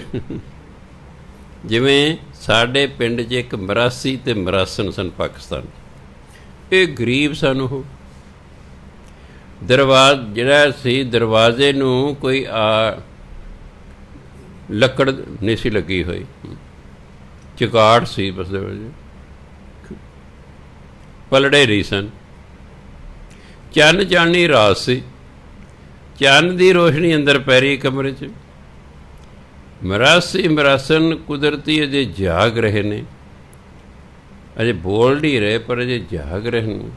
ਚੋਰ ਆ ਵੜਿਆ ਇੱਕ, ਉਹ ਭਾਲਦਾ ਕੁਛ, ਮਰਾਸੀ ਮਖੌਲੀ ਹੁੰਦੇ ਨੇ। ਮਰਾਸੀ ਬੈਠਾ ਹੋ ਗਿਆ, ਕਹਿੰਦਾ ਜਜਮਾਨ ਸਾਨੂੰ ਤੇ ਇਸੇ ਦਿਨੇ ਕੁਛ ਨਹੀਂ ਲੱਭਾ ਤੇ ਤੁਸੀਂ ਰਾਤ ਨੂੰ ਲੱਭਣ ਆ ਗਏ ਹੋ। ਤੇ ਮਾਈ ਲੋਈ ਕਹਿੰਦੀ ਵੀ ਆਪਣੇ ਘਰ ਤਾਂ ਕੁਛ ਹੈ ਹੀ ਨਹੀਂ। ਕਹਿੰਦੇ ਮਾਈ ਲੋਈ ਘਬਰਾ ਨਾ ਤੂੰ, ਦਰਵਾਜ਼ਾ ਖੋਲ੍ਹ ਕੇ ਵੇਖ ਕਮਰੇ ਦਾ। ਜੋ ਦਰਵਾਜ਼ਾ ਖੋਲ੍ਹ ਕੇ ਵੇਖਿਆ, ਥਾਲਾਂ ਦੇ ਥਾਲ ਭਾਂਤ ਭਾਂਤ ਦੀਆਂ ਮਠਿਆਈਆਂ ਨਾਲ ਭਰੇ ਪਏ ਨੇ। ਕਹਿੰਦੇ ਲਓ ਜੀ ਪੰਡਤ ਜੀ, ਤੁਹਾਡਾ ਬਹੁਤ ਬਹੁਤ ਧੰਨਵਾਦ ਹੈ, ਤੁਸੀਂ ਆਏ ਹੋ, ਸਾਨੂੰ ਦਰਸ਼ਨ ਦਿੱਤੇ, ਗਰੀਬ ਦੇ ਘਰ ਤੁਸੀਂ ਚਰਨ ਪਾਏ ਨੂੰ। ਰੋਟੀ ਦਾਲ ਤਾਂ ਤੁਸੀਂ ਰੋਜ਼ ਹੀ ਖਾਂਦੇ ਹੋ, ਅੱਜ ਤੁਹਾਨੂੰ ਨਾ ਬਰਫੀ ਨਾਲ ਰਜਾਵਾਂਗੇ। ਪੰਡਤ ਅੰਦਰ ਅੰਦਰ ਹੱਸ ਰਹੇ ਨੇ, ਵੀ ਕਿੱਥੋਂ ਰਜਾਊਗਾ। ਜਦੋਂ ਥਾਲ ਲਿਆ ਕੇ ਲੱਗੇ ਨਾ ਵਰਤਾਨ, ਵਿਚਾਰੇ ਸ਼ਰਮਿੰਦੇ ਹੋ ਗਏ ਵੀ ਅਸੀਂ ਤਾਂ ਐਸੇ ਦਾ ਜਲੂਸ ਕੱਢਣ ਅਤੇ ਇੱਥੇ ਤਾਂ ਭਾਣਾ ਹੀ ਕੋਈ ਹੋਰ ਵਰਤ ਗਿਆ ਹੈ। ਸੋ ਸਾਰਿਆਂ ਨੇ ਖਾਧਾ ਪੀਤਾ ਅਤੇ ਸ਼ਰਮਿੰਦੇ ਹੋ ਕੇ ਉੱਥੇ ਚਲੇ ਗਏ। ਇੱਕ ਵਾਰੀ ਆਪ ਜੀ ਬੈਠੇ, ਕਿਉਂਕਿ ਸਤਸੰਗ ਹੋਣ ਲੱਗ ਪਈ, ਹੌਲੀ ਹੌਲੀ ਸੰਗਤ ਆਉਣ ਲੱਗ ਪਈ, ਪਤਾ ਲੱਗ ਗਿਆ ਵੀ ਭਗਤ ਨੇ ਜੀ। ਬੈਠੇ ਹਾਂ, ਸੰਗਤ ਦੇ ਵਿੱਚ ਇੱਕ ਬੰਦਾ ਪੁੱਛਦਾ ਹੈ ਵੀ ਭਗਤ ਜੀ, ਇਹ ਮਨੁੱਖ ਸੁਖੀ ਕਿਵੇਂ ਹੋ ਸਕਦਾ ਹੈ। ਭਗਤ ਜੀ ਕਹਿੰਦੇ ਬਈ ਦੇਖੋ, ਤੁਸੀਂ ਧਾਰਮਿਕ ਗ੍ਰੰਥ ਪੜ੍ਹਦੇ ਹੋ, ਧਾਰਮਿਕ ਗ੍ਰੰਥ ਸੁਣਦੇ ਹੋ, ਧਾਰਮਿਕ ਗ੍ਰੰਥਾਂ ਨੂੰ ਗਾਉਂਦੇ ਵੀ ਹੋ। ਪੜ੍ਹਨ ਨਾਲ, ਸੁਣਨ ਨਾਲ, ਗਾਉਣ ਨਾਲ ਤੁਸੀਂ ਸੁਖੀ ਨਹੀਂ ਹੋ ਸਕਦੇ। ਤੁਸੀਂ ਉਸ 'ਤੇ ਅਮਲ ਕਰਨ ਨਾਲ ਸੁਖੀ ਹੋ ਸਕਦੇ ਹੋ। ਜਿੰਨਾ ਚਿਰ ਅਸੀਂ ਗਿਆਨ 'ਤੇ ਅਮਲ ਨਹੀਂ ਕਰਦੇ, ਭਾਵ ਜਿੰਨਾ ਚਿਰ ਗਿਆਨ ਅਨੁਸਾਰ ਅਸੀਂ ਆਪਣਾ ਜੀਵਨ ਨਹੀਂ ਜਿਉਂਦੇ, ਉਨਾ ਚਿਰ ਅਸੀਂ ਸੁਖੀ ਨਹੀਂ ਹੋ ਸਕਦੇ। ਅਤੇ ਸਾਰੀ ਬਾਣੀ ਦਾ ਤੱਤ ਸਾਰ ਵੀ ਇਹੀ ਹੈ। ਪੜ੍ਹਿਆ ਨਾਹੀਂ ਭੇਦ ਬੁੱਝਿਆ ਪਵਨ। ਨਿਰਾ ਪੜ੍ਹਨ ਨਾਲ ਪਰਮਾਤਮਾ ਦਾ ਭੇਤ ਨਹੀਂ ਆਉਂਦਾ। ਜੋ ਪੜ੍ਹਿਆ, ਜਦੋਂ ਉਸ 'ਤੇ ਅਸੀਂ ਅਮਲ ਕਰਾਂਗੇ, ਫਿਰ ਸਾਨੂੰ ਪਰਮਾਤਮਾ ਬਾਰੇ ਪਤਾ ਲੱਗੇਗਾ। ਪੜ੍ਹ ਲਿਆ ਜੀ, ਸਿਮਰਨ ਕਰਨਾ ਚਾਹੀਦਾ ਹੈ। ਸਿਮਰਨ ਕਰਨਾ ਪਰਮਾਤਮਾ ਮਿਲਦਾ ਹੈ ਜੀ। ਰੋਜ਼ ਆਹੀ ਪੜ੍ਹੀ ਗਏ, ਸਿਮਰਨ ਕਰਨ ਨਾਲ ਪਰਮਾਤਮਾ ਮਿਲਦਾ ਜੀ। ਸਿਮਰਨ ਕਰਨਾ ਪਰਮਾਤਮਾ ਮਿਲਦਾ ਜੀ, ਅਤੇ ਸਿਮਰਨ ਕਰਨਾ ਹੀ ਨਹੀਂ। ਪੜ੍ਹ ਲਿਆ ਜੀ, ਸਿਮਰੋ ਸਿਮਰ ਸਿਮਰ ਸੁਖ ਪਾਵੋ, ਕਲ ਕਲੇਸ਼ ਤਨ ਮਾਹੇ ਮਿਟਾਓ। ਪੜ੍ਹ ਲਿਆ ਵੀ ਸਿਮਰਨ ਕਰਨ ਨਾਲ ਸੁੱਖ ਮਿਲਦਾ, ਸਿਮਰਨ ਕਰਨਾ ਹੀ ਨਹੀਂ, ਬਸ ਇਸੇ ਪੰਕਤੀ ਨੂੰ ਹੀ ਪੜ੍ਹੀ ਜਾਂਦੇ ਰੋਜ਼। ਕਹਿੰਦੇ ਇਸ ਤਰ੍ਹਾਂ ਪੜ੍ਹਨ ਨਾਲ, ਗਾਉਣ ਨਾਲ, ਸੁਣਨ ਨਾਲ ਸੁੱਖ ਨਹੀਂ ਮਿਲਦਾ। ਸੁੱਖ ਜਿਵੇਂ ਪੜ੍ਹਿਆ ਨਾ, ਜਿਵੇਂ ਸੁਣੇ, ਉਵੇਂ ਕਰਨ ਨਾਲ ਮਿਲਦਾ। ਜੇ ਕਿਤੇ ਅਸੀਂ ਕਰਨ ਲੱਗ ਜੀ ਨਾ, ਸਾਨੂੰ ਬਹੁਤਾ ਪੜ੍ਹਨ ਦੀ ਲੋੜ ਹੀ ਨਹੀਂ। ਸਾਰਾ ਸੁੱਖ ਨਹੀਂ ਸਾ ਪੜ੍ਹਨ ਦੀ ਫਿਰ ਲੋੜ ਹੀ ਨਹੀਂ। ਪਹਿਲੀ ਹੀ ਪੰਕਤੀ ਪੜ੍ਹੀ, ਸਿਮਰੋ ਸਿਮਰ ਸਿਮਰ ਸੁਖ ਪਾਵੋ, ਬਾਪ ਗੁਟਕਾ ਰੱਖ ਦਿਓ ਟੇਬਲ 'ਤੇ, ਅਤੇ ਫਿਰ ਸਾਲਾਂ ਬੱਧੀ ਸਿਮਰਨ ਕਰਦੇ ਰਹੋ ਅਤੇ ਸੁੱਖ ਦੀ ਪ੍ਰਾਪਤੀ ਕਰ ਲਓ। ਸੁੱਖ ਦੀ ਪ੍ਰਾਪਤੀ ਕਰ, ਕਿਉਂ? ਜੇ ਪ੍ਰੈਕਟੀਕਲ ਕਰਾਂਗੇ ਤਾਂ ਹੀ ਗੱਲ ਬਣੇਗੀ। ਇਸ ਲਈ 1398 'ਚ ਕਬੀਰ ਸਾਹਿਬ ਪੈਦਾ ਹੋਏ। ਉਹਨਾਂ ਨੇ ਪਰ ਜਵਾਨੀ 'ਚ ਹੀ ਕਹਿਤਾ ਕਿ ਸੁੱਖ ਤਾਂ ਮਿਲੇਗਾ ਜੇ ਤੁਸੀਂ ਗਿਆਨ ਜਿਹੜਾ ਤੁਸੀਂ ਪ੍ਰਾਪਤ ਕੀਤਾ ਨਾ, ਉਸ ਦਾ ਪ੍ਰੈਕਟੀਕਲ ਕਰੋਗੇ, ਉਸ 'ਤੇ ਅਮਲ ਕਰੋਗੇ ਤਾਂ। ਆਪ ਜੀ ਗੰਗਾ ਇਸ਼ਨਾਨ ਕਰਨ ਜਾਇਆ ਕਰਦਾ। ਪੁਰਾਣੇ ਜ਼ਮਾਨੇ ਘਰਾਂ 'ਚ ਨਲਕੇ ਤਾਂ ਹੁੰਦੇ ਨਹੀਂ ਸਨ, ਪਿੰਡਾਂ ਜਾਂ ਨੇੜੇ ਗੁਆਂਢ ਕਿਤੇ ਖੂਹ ਹੁੰਦੇ ਸਨ, ਖੂਹਾਂ ਤੋਂ ਪਾਣੀ ਲੋਕ ਲਿਆ ਕਰਦੇ ਸਨ। ਸਾਨੂੰ ਜਦੋਂ ਪਾਕਿਸਤਾਨ ਤੋਂ ਆ ਕੇ ਬਠਿੰਡੇ ਜ਼ਿਲ੍ਹੇ ਦੇ ਵਿੱਚ ਜ਼ਮੀਨ ਮਿਲੀ, ਉਸੇ ਰੇਤਲਾ ਇਲਾਕਾ, ਪਾਣੀ ਉੱਥੇ ਡੂੰਘਾ ਸੀ, ਪਿੰਡ ਬਹੁਤ ਵੱਡਾ ਸੀ, ਪਰ ਕਿਸੇ ਦੇ ਘਰ ਵੀ ਨਲਕਾ ਨਹੀਂ ਸੀ ਲੱਗਾ। ਪਿਤਾ ਜੀ ਨੇ ਨਲਕਾ ਲਵਾ ਲਿਆ। ਪਿੰਡ 'ਚ ਚਰਚਾ ਹੋ ਗਈ, ਫਰੂਜੀਆਂ ਨੇ ਕਦੇ ਇੱਕ ਮਸ਼ੀਨ ਲਵਾਈ ਹੈ, ਉਹ ਗੇੜੋ ਨਾ ਪਾਣੀ ਬਹੁਤ ਨਿਕਲਦਾ ਉਹਦੇ 'ਚੋਂ। ਲੋਕ ਘੜੇ ਲੈ ਲੈ ਸਾਰਾ ਦਿਨ ਸਾਡੇ ਨਲਕੇ ਤੋਂ ਭਰਦੇ ਰਹਿੰਦੇ ਸਨ। ਅਤੇ ਕਬੀਰ ਸਾਹਿਬ ਵੇਲੇ ਕਿੱਥੇ। ਇਸ ਲਈ ਜਿਹੜਾਂ ਸ਼ਹਿਰਾਂ ਪਿੰਡਾਂ ਨੂੰ ਕੋਈ ਨਹਿਰ ਜਾਂ ਦਰਿਆ ਲੱਗਦਾ ਹੁੰਦਾ ਸੀ, ਲੋਕ ਉੱਥੇ ਜਾ ਕੇ ਨਹਾਇਆ ਕਰਦੇ ਸਨ।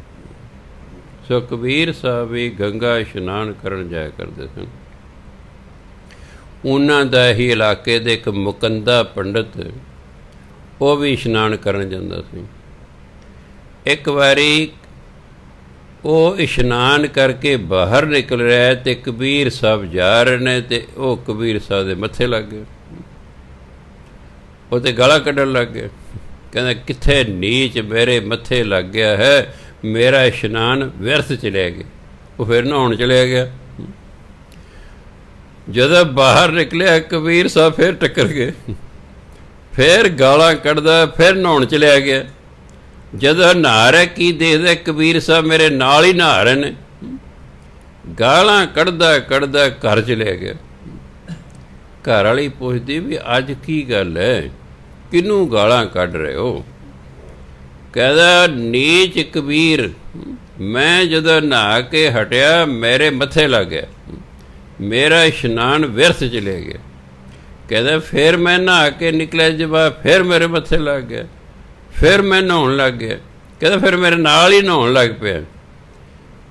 ਘਰ ਵਾਲੀ ਕਹਿੰਦੀ ਤੁਸੀਂ ਤਾਂ ਪਾਗਲ ਹੋ ਗਏ ਹੋ, ਉਹ ਭਗਤ ਹੈ, ਉਹ ਭਗਤ ਹੈ, ਉਹਦੇ ਨਾਲ ਨਾਰਾਜ਼ ਨਾ ਹੋ। ਜਦੋਂ ਲੱਗਾ ਰੋਟੀ ਖਾਣ, ਦੇਖਦਾ ਕਬੀਰ ਸਾਹਿਬ ਮੇਰੇ ਨਾਲ ਬੈਠੇ ਰੋਟੀ ਖਾਣ, ਉਹ ਤਾਂ ਉੱਥੇ ਗਾਲਾਂ ਕੱਢਣ ਲੱਗ ਗਿਆ। ਘਰ ਵਾਲੀ ਕਹਿੰਦੀ ਤੁਸੀਂ ਪਾਗਲ ਹੋ ਗਏ ਹੋ, ਇੱਥੇ ਕਬੀਰ ਹੈ ਹੀ ਨਹੀਂ। ਕਬੀਰ ਸਾਹਿਬ ਨੇ ਸਾਡੇ ਘਰ ਆ ਕੇ ਕੀ ਕਰਨਾ ਹੈ, ਉਹ ਇੱਥੇ ਕੋਈ ਨਹੀਂ ਹੈਗੇ। ਤੈਨੂੰ ਐਵੇਂ ਭੁਲੇਖਾ ਪੈਂਦਾ, ਤੂੰ ਇਸ ਤਰ੍ਹਾਂ ਨਾ ਕਰ। ਚਲੋ ਜੀ ਔਖੇ ਰੋਟੀ ਰਾਟੀ ਖਾਧੀ, ਇੱਟ ਚੱਕੀ ਆ ਗਿਆ। ਕਹਿੰਦਾ ਮੈਂ ਅੱਜ ਛੱਡਣਾ ਨਹੀਂ ਕਬੀਰ ਨੂੰ। ਅੱਗੋਂ ਕਬੀਰ ਸਾਹਿਬ ਟੱਕਰ ਗਏ। ਕਬੀਰ ਸਾਹਿਬ ਦੇ ਮੱਥੇ 'ਚ ਇੱਟ ਮਾਰੀ ਹੈ, ਇੱਟ ਵੱਜੀ ਨਹੀਂ, ਡਿੱਗ ਪਈ ਹੇਠਾਂ।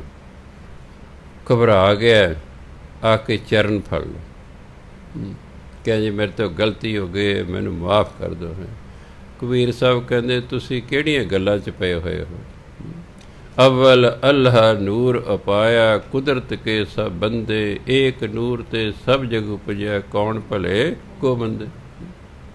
ਸਮਝਾਇਆ ਇਹਨਾਂ ਗੱਲਾਂ ਨੂੰ ਤੁਸੀਂ ਛੱਡੋ, ਪਰਮਾਤਮਾ ਦੀ ਭਜਨ ਬੰਦਗੀ ਕਰੋ। ਲੋ ਜਿਹੜੇ ਪੰਡਤ ਸਨ ਅਤੇ ਮੌਲਾਣੇ ਸਨ, ਉਹ ਵੀ ਕਬੀਰ ਸਾਹਿਬ ਦੇ ਵਿਰੁੱਧ ਸਨ। ਉਹਨਾਂ ਉਸ ਵੇਲੇ ਸਿਕੰਦਰ ਲੋਧੀ ਹਿੰਦੁਸਤਾਨ ਦਾ ਰਾਜਾ ਹੁੰਦਾ ਸੀ, ਉਹ ਕੁਦਰਤੀ ਬਨਾਰਸ ਆਇਆ ਹੋਇਆ ਸੀ। ਇਹਨਾਂ ਪੰਡਤਾਂ ਨੇ ਮੌਲਾਣੇ ਨੇ ਜਾ ਕੇ ਉਹਦੇ ਅੱਗੇ ਸ਼ਿਕਾਇਤ ਕਰਤੀ ਬਈ ਜਿਹੜਾ ਕਬੀਰ ਹੈ ਉਹ ਨਾ ਮੁਸਲਮਾਨ ਧਰਮ ਦੇ ਅਤੇ ਹਿੰਦੂ ਧਰਮ ਦੇ ਵਿਰੁੱਧ ਬੋਲਦਾ ਹੈ। ਫਿਰ ਰਾਜੇ ਨੇ ਕਬੀਰ ਸਾਹਿਬ ਨੂੰ ਸੱਦ ਕੇ ਪੁੱਛਿਆ ਹੀ ਨਹੀਂ ਵੀ ਕੀ ਤੂੰ ਕੀ ਕਹਿਣਾ ਹੈ। ਕਈ ਵਾਰੀ ਅਸੀਂ ਕੱਟੜ ਹੁੰਦੇ ਹਾਂ, ਕੋਈ ਸ਼ਿਕਾਇਤ ਕਰਦਾ ਹੈ ਉਹਨੂੰ ਸੱਦਣਾ ਚਾਹੀਦਾ, ਸੱਦ ਕੇ ਉਸ ਨੂੰ ਪੁੱਛਣਾ ਚਾਹੀਦਾ ਹੈ। ਪਰ ਆਪਣਾ ਰਾਜ ਹੋਣ ਕਰਕੇ ਅਤੇ ਸੁਭਾਅ ਦੇ ਕੱਟੜ ਹੋਣ ਕਰਕੇ ਉਹਨੇ ਆ ਨਹੀਂ ਦੇਖਿਆ, ਤਾਂ ਨਹੀਂ ਦੇਖਿਆ, ਉਹਨਾਂ ਦੀ ਗੱਲ ਸੁਣੀ ਅਤੇ ਹੁਕਮ ਕਰਦਾ ਹੈ ਕਿ ਕਬੀਰ ਨੂੰ ਜਿਹੜਾ ਹੈ ਪਾਣੀ 'ਚ ਡੋਬ ਕੇ ਮਾਰ ਦਿਓ, ਆਰਡਰ ਕਰ ਦਿਓ। ਲਓ ਜੀ, ਕਬੀਰ ਸਾਹਿਬ ਦੇ ਹੱਥ ਬੰਨ੍ਹ ਲਏ, ਪੈਰ ਬੰਨ੍ਹ ਲਏ, ਬੇੜੀ 'ਚ ਬਿਠਾ ਕੇ, ਕਿਸ਼ਤੀ ਜਿਹਨੂੰ ਕਹਿੰਦੇ, ਬਿਠਾ ਕੇ ਡੂੰਘੇ ਪਾਣੀ 'ਚ ਗੰਗਾ ਦੇ ਲੈ ਗਏ। ਉੱਥੇ ਜਾ ਕੇ ਬੇੜੀ ਉਲਟਾਤੀ ਵੀ ਆਪੇ ਡੁੱਬ ਕੇ ਮਰ ਜਾਏਗਾ, ਤਰ ਤੇ ਸਕਦਾ ਨਹੀਂ, ਕਿਉਂਕਿ ਇਹਦੇ ਪੈਰ ਵੀ ਵੱਜੇ ਨੇ, ਹੱਥ ਵੀ ਵੱਜੇ ਨੇ। ਉਹ ਕਿਸ਼ਤੀ ਲੈ ਕੇ ਜੇ ਕੰਢੇ 'ਤੇ ਆਈ ਨੇ ਤੇ ਕੀ ਵੇਖਦੇ ਨੇ, ਕਬੀਰ ਸਾਹਿਬ ਤਾਂ ਮ੍ਰਿਗਸ਼ਾਲਾ 'ਤੇ ਬੈਠੇ ਪਾਣੀ ਦੇ ਉੱਤੇ ਆ ਰਹੇ ਨੇ। ਮ੍ਰਿਗਸ਼ਾਲਾ 'ਤੇ ਬੈਠੇ, ਚੌਕੜੀ ਮਾਰ ਕੇ ਮ੍ਰਿਗਸ਼ਾਲਾ ਬਾਹਰ ਨੂੰ ਆ ਰਹੀ ਪਾਣੀ ਦੇ ਉੱਤੇ। ਉਹਨਾਂ ਰਾਜੇ ਨੂੰ ਕਿਹਾ ਜੀ ਉਹ ਨਹੀਂ ਪਾਣੀ ਡੁੱਬ ਕੇ ਮਰਿਆ। ਜੇ ਰਾਜੇ ਥੋੜ੍ਹੀ ਜਿਹੀ ਅਕਲ ਹੁੰਦੀ ਤਾਂ ਉਹ ਕਹਿੰਦਾ ਵੀ ਇਹਦਾ ਮਤਲਬ ਇਹ ਤਾਂ ਸ਼ਕਤੀਆਂ ਦਾ ਮਾਲਕ ਹੈ, ਪਰ ਨਹੀਂ। ਅੱਛਾ, ਜੇ ਡੁੱਬ ਕੇ ਨਹੀਂ ਨਾ ਮਰਿਆ, ਇਹਨੂੰ ਅੱਗ ਸਾੜ ਦਿਓ। ਲਓ ਜੀ, ਬਾਹਰ ਲੈ ਕੇ ਖੁੱਲ੍ਹੇ ਥਾਂ 'ਤੇ ਬੜਾ ਲੱਕੜਾਂ ਵਿਰੋਧੀਆਂ ਨੇ ਇਕੱਠੀਆਂ ਕਰ ਲਈਆਂ। ਲੱਕੜ ਦਾ ਢੇਰ ਦੇ ਹੇਠ ਕਬੀਰ ਸਾਹਿਬ ਨੂੰ ਦਬਤਾ, ਅੱਗ ਲਾਤੀ ਹੈ। 2-3 ਦਿਨਾਂ 'ਚ ਉਹ ਸੜ ਗਈ। ਸੋਚਦੇ ਵੀ ਮਰ ਮੁਰ ਗਿਆ, ਸੜ ਗਿਆ ਹੋਣਾ, ਜਾ ਕੇ ਦੇਖੀ ਤਾਂ ਸਹੀ। ਜਦੋਂ ਅੱਗ ਫਰੋਲੀ, ਕਬੀਰ ਸਾਹਿਬ ਰਾਮ ਕਰਦੇ ਉੱਠ ਖੜੇ। ਕਹਿੰਦੇ ਜੀ ਉਹ ਨਹੀਂ ਮਰਿਆ, ਉਹ ਸੜਿਆ ਹੀ ਨਹੀਂ ਹੈ। ਕਹਿੰਦਾ ਅੱਛਾ, ਇਹਨੂੰ ਹਾਥੀ ਅੱਗੇ ਸੁੱਟ ਦਿਓ। ਚਲੋ ਜੀ, ਹੱਥ ਪੈਰ ਬੰਨ੍ਹ ਕੇ ਹਾਥੀ ਅੱਗੇ ਕਬੀਰ ਸਾਹਿਬ ਨੂੰ ਸੁੱਟਦਾ। ਹਾਥੀ ਨੂੰ ਸੋਝੀ ਸੀ। ਕਈ ਵਾਰੀ ਪਰਮਾਤਮਾ ਕਿਸੇ ਨੂੰ ਸੋਝੀ ਦੇ ਦਿੰਦਾ। ਹਾਥੀ ਨੂੰ ਸੋਝੀ ਸੀ ਵੀ ਇਹਦਾ ਕੋਈ ਕਸੂਰ ਨਹੀਂ ਜਿਹਨੂੰ ਮੇਰੇ ਅੱਗੇ ਸੁੱਟਿਆ, ਵੀ ਮੈਂ ਇਹਨੂੰ ਕੋਈ ਠੁੱਡਾ ਮਾਰਨ ਨਾ। ਹਾਥੀ ਤਾਂ ਸੁੰਡ ਝੁਕਾ ਕੇ ਨਮਸਕਾਰ ਕਰ ਰਿਹਾ ਕਬੀਰ ਸਾਹਿਬ। ਰਾਜਾ ਕਹਿ ਰਿਹਾ ਮਹਾਵਤ ਨੂੰ, ਤੋਰ ਹਾਥੀ ਨੂੰ, ਮਿੱਧ ਦੇ ਕਬੀਰ ਨੂੰ ਹੇਠਾਂ। ਹਾਥੀ ਤੁਰਦਾ ਨਹੀਂ ਹੈ। ਮਹਾਵਤ ਕਹਿੰਦਾ ਹੀ ਨਹੀਂ ਤੁਰਦਾ ਜੀ, ਨਹੀਂ ਤੁਰਦਾ। ਚਲੋ ਜੀ, ਐਸਾ ਭਾਣਾ ਵਰਤਿਆ ਕਿ ਰਾਜ ਦੇ ਢਿੱਡ 'ਚ ਸਖਤ ਦਰਦ ਹੋਣ ਲੱਗ ਪਈ। ਉਹ ਡਰ ਗਿਆ ਵੀ ਇਹ ਤਾਂ ਕੋਈ ਹੈਗਾ ਸ਼ਕਤੀਸ਼ਾਲੀ ਬੰਦਾ। ਪੇਟ ਦਰਦ ਹੋ ਰਹੀ ਹੈ, ਘਰ ਚਲਿਆ ਗਿਆ। ਹਟਦੀ ਹੋਈ ਨਹੀਂ ਦਰਦ ਹਟਦੀ। ਫਿਰ ਕਬੀਰ ਸਾਹਿਬ ਤੋਂ ਮਾਫੀ ਮੰਗੀ, ਤਾਂ ਜਾ ਕੇ ਕਿਤੇ ਦਰਦ ਹਟੇ। ਫਿਰ ਰਾਜੇ ਨੇ ਦੇਖਿਆ ਵੀ ਇਹ ਬੰਦਾ ਜਿਹੜਾ ਹੈ, ਇਹ ਤਾਂ ਕੋਈ ਔਲੀਆ ਹੈ, ਇਹ ਤਾਂ ਕੋਈ ਵਲੀ ਹੈ। ਜਿਹੜੇ ਮੁਸਲਮਾਨ ਨੇ ਇਹ ਸਿਰਫ ਉਸੇ ਤੋਂ ਹੀ ਡਰਦੇ ਨੇ ਜਿਹੜਾ ਰਿੱਧੀਆਂ ਸਿੱਧੀਆਂ ਵਿਖਾਵੇ। ਜੇ ਪੰਚਮ ਪਾਤਸ਼ਾਹ ਕੋਈ ਜਹਾਂਗੀਰ ਨੂੰ ਰਿੱਧੀ ਸਿੱਧੀ ਵਿਖਾ ਦਿੰਦੇ, ਉਸ ਦਾ ਜਹਾਂਗੀਰ ਦੀ ਤਾਕਤ ਹੀ ਨਾ ਪੈਂਦੀ ਤੱਤ ਦੇ ਵਿੱਚ ਬਿਠਾਉਣ ਦੀ। ਉਹਨਾਂ 9ਵੇਂ ਪਾਤਸ਼ਾਹ ਨੂੰ ਇਹੀ ਕਿਹਾ ਸੀ ਵੀ ਜੇ ਤੁਸੀਂ ਗੁਰੂ ਬਣੇ ਹੋ, ਕੋਈ ਕਰਾਮਾਤ ਵਿਖਾਓ। ਉਹ ਕਹਿੰਦੇ ਅਸੀਂ ਨਹੀਂ ਕਰਾਮਾਤ ਵਿਖਾਉਣਾ। ਉਹ ਸਮਝਦੇ ਨੇ ਜਿਹਦੇ ਕੋਲ ਕੋਈ ਕਰਾਮਾਤ, ਇਹ 'ਚ ਕੋਈ ਦਮ ਨਹੀਂ ਹੈ, ਜੋ ਮਰਜ਼ੀ ਇਹਦੇ ਨਾਲ ਕਰੀਏ, ਇਸ ਲਈ ਹੁਕਮ ਕਰਤਾ, ਕਤਲ ਕਰਤਾ। ਜਿਹੜਾ ਕਰਾਮਾਤ ਵਿਖਾਵੇ ਉਸ ਤੋਂ ਡਰਦੇ ਨੇ, ਖੈਰ ਰਾਜੇ ਨੇ ਸੋਚਿਆ ਵੀ ਇਹ ਤਾਂ ਵਾਕਈ ਵੱਡਾ ਭਗਤ ਹੈ। ਉਹਨੇ ਕੀ ਕੀਤਾ, ਇੱਕ ਪਲੰਘ ਤਿਆਰ ਕਰਵਾਇਆ ਜਿਹਦੇ ਸੋਨੇ ਦੇ ਪਾਵੇ ਸਨ। ਕਬੀਰ ਸਾਹਿਬ ਕੁਦਰਤੀ ਗੰਗਾ ਨਦੀ ਦੇ ਕੰਢੇ 'ਤੇ ਬੈਠੇ ਸ਼ਾਮ ਨੂੰ, ਅੱਗੇ ਸੰਗਤ ਵੀ ਬੈਠੀ ਹੈ।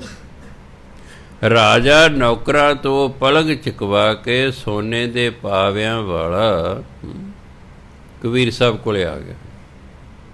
ਕਹਿੰਦੇ ਕਬੀਰ ਸਾਹਿਬ, ਆ ਮੈਂ ਤੈਨੂੰ ਪਲੰਘ ਭੇਟ ਕਰਨਾ। ਧਰਤਾ ਕਬੀਰ ਸਾਹਿਬ ਕੋਲੇ।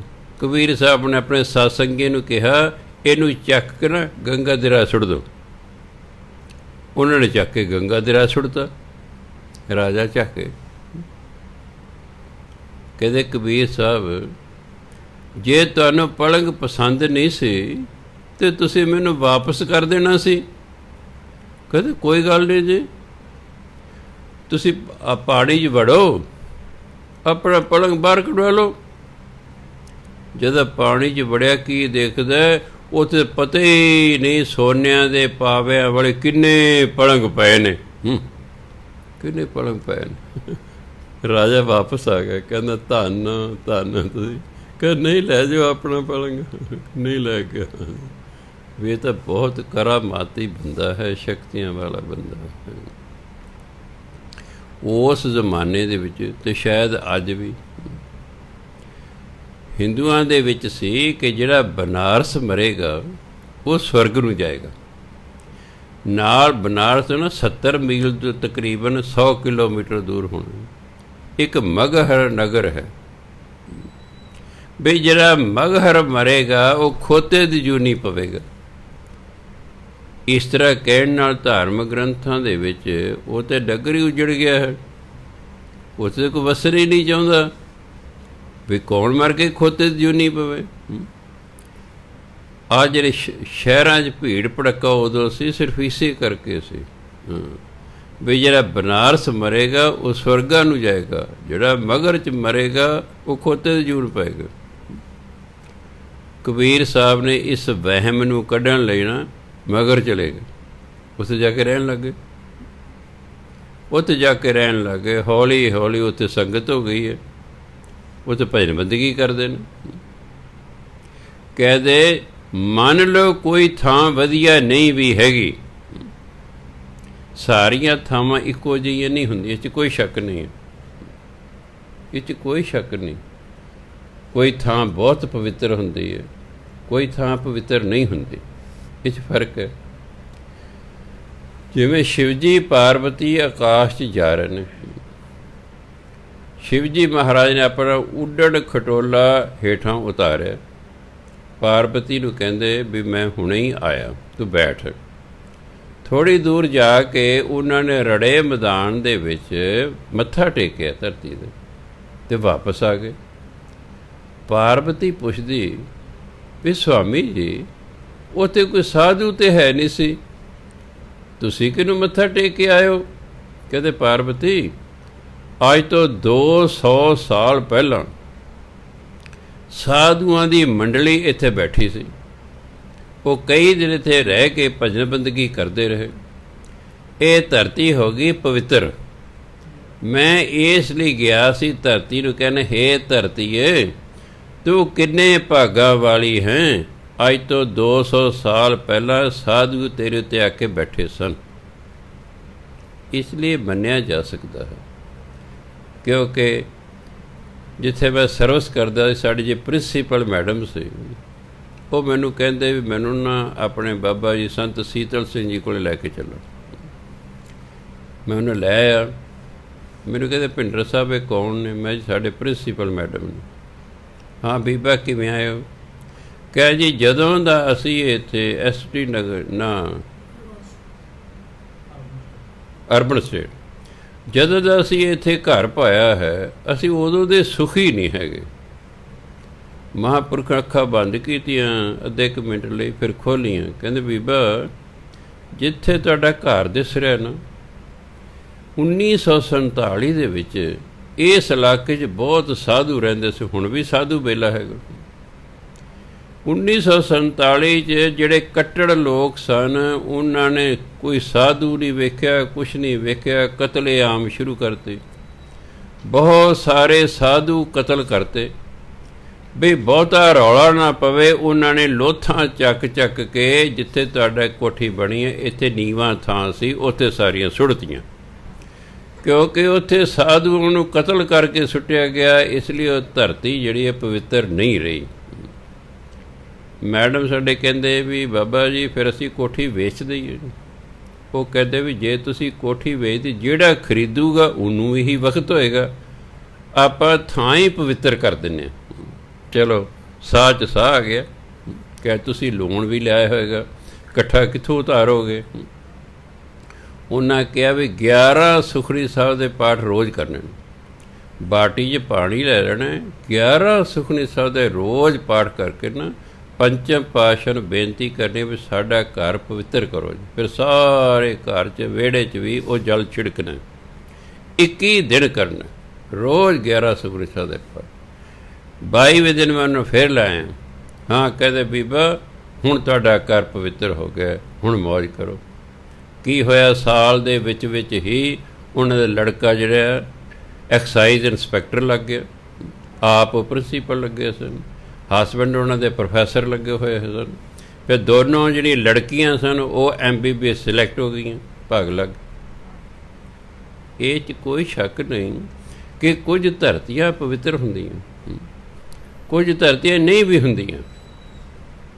ਤਾਂ ਕਬੀਰ ਸਾਹਿਬ ਨੇ ਕਿਹਾ ਵੀ ਜਿੱਥੇ ਭਜਨ ਬੰਦਗੀ ਵਾਲੇ ਲੋਕ ਬੈਠਣਗੇ ਉੱਥੇ ਧਰਤੀ ਆਪੇ ਹੀ ਪਵਿੱਤਰ ਹੋ ਜਾਏਗੀ।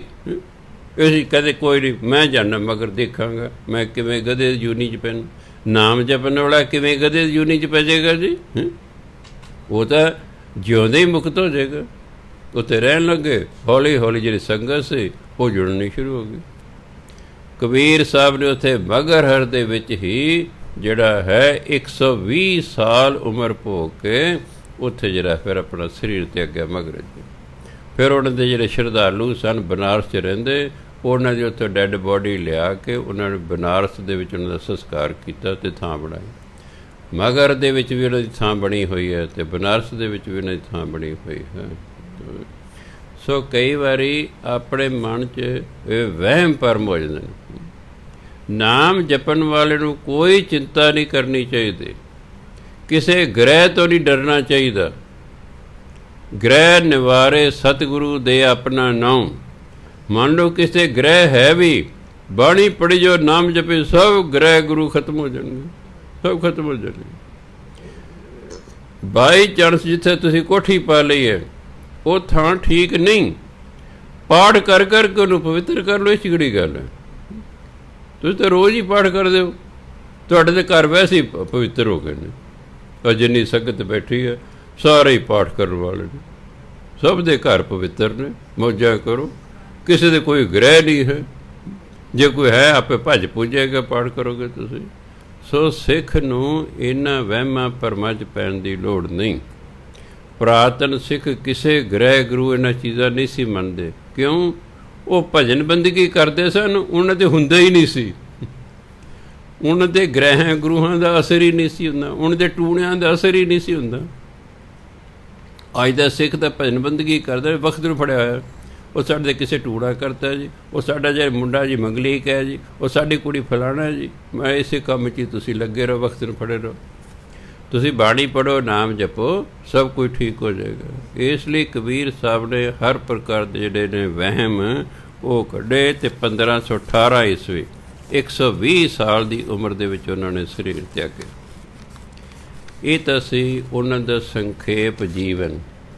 ਆਪਣੇ ਕੋਲ 15 ਮਿੰਟ ਨੇ, ਹੁਣ ਉਹਨਾਂ ਦੇ ਆਪਣਾ ਬਾਣੀ 'ਤੇ ਥੋੜ੍ਹੇ ਵਿਚਾਰ ਕਰਨੀ, ਕਿ ਬਾਣੀ ਤੋਂ ਫਿਰ ਪਤਾ ਲੱਗੇਗਾ ਨੇ ਉਹਨਾਂ ਸਾਨੂੰ ਸਿੱਖਿਆ ਕੀ ਦਿੱਤੀ।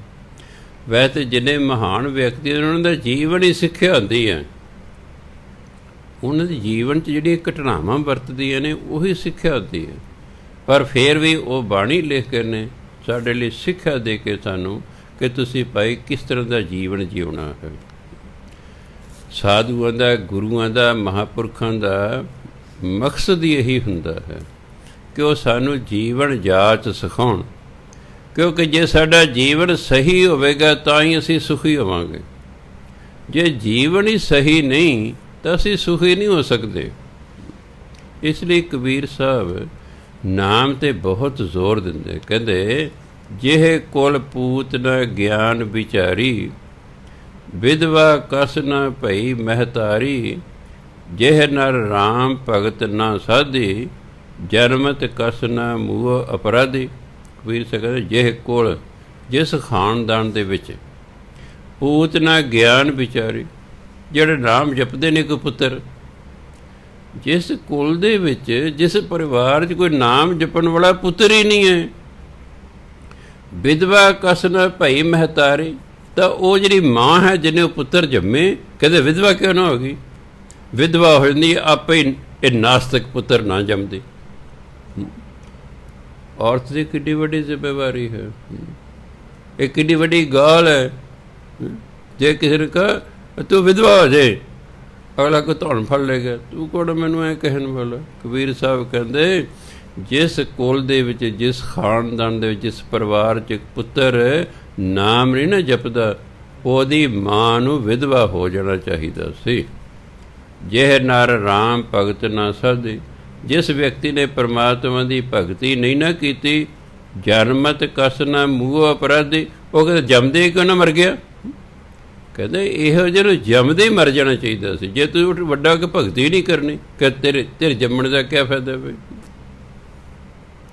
ਇੱਕ ਵਾਰੀ ਬੰਦਾ ਪੜ੍ਹ ਕੇ ਹਿੱਲ ਜਾਂਦਾ ਵੀ ਹੈ, ਕਹਿੰਦੇ ਤੇਰਾ ਜੰਮਣਾ ਹੀ ਫਜ਼ੂਲ ਹੈ। ਜੇ ਤੂੰ ਭਜਨ ਬੰਦਗੀ ਨਹੀਂ ਕੀਤੀ, ਤੂੰ ਕਹਿੰਦਾ ਜੰਮਦੇ ਹੀ ਕਿਉਂ ਨਾ ਮਰ ਗਿਆ, ਕੀ ਕਰਾਉਣਾ ਤੇਰੇ ਤੋਂ। ਸੋ ਇਸ ਲਈ ਆਪਣੇ ਬੱਚਿਆਂ ਨੂੰ ਨਾ ਜੇ ਨਹੀਂ ਲਾਇਆ, ਹੁਣ ਵੀ ਲਾ ਲਓ, ਨਹੀਂ ਤਾਂ ਫਿਰ ਕਬੀਰ ਸਾਹਿਬ ਨੇ ਤਾਂ ਕੋਈ ਕਸਰ ਰਹਿਣ ਹੀ ਨਹੀਂ ਦਿੱਤੀ। ਆਪ ਵੀ ਅਸੀਂ ਭਜਨ ਬੰਦਗੀ ਕਰਨੀ। ਜੇ ਆਪ ਕਰਾਂਗੇ ਭਜਨ ਬੰਦਗੀ, ਘਰ ਦਾ ਮਾਹੌਲ ਹੀ ਭਜਨ ਬੰਦਗੀ ਵਾਲਾ ਹੋ ਜਾਵੇਗਾ।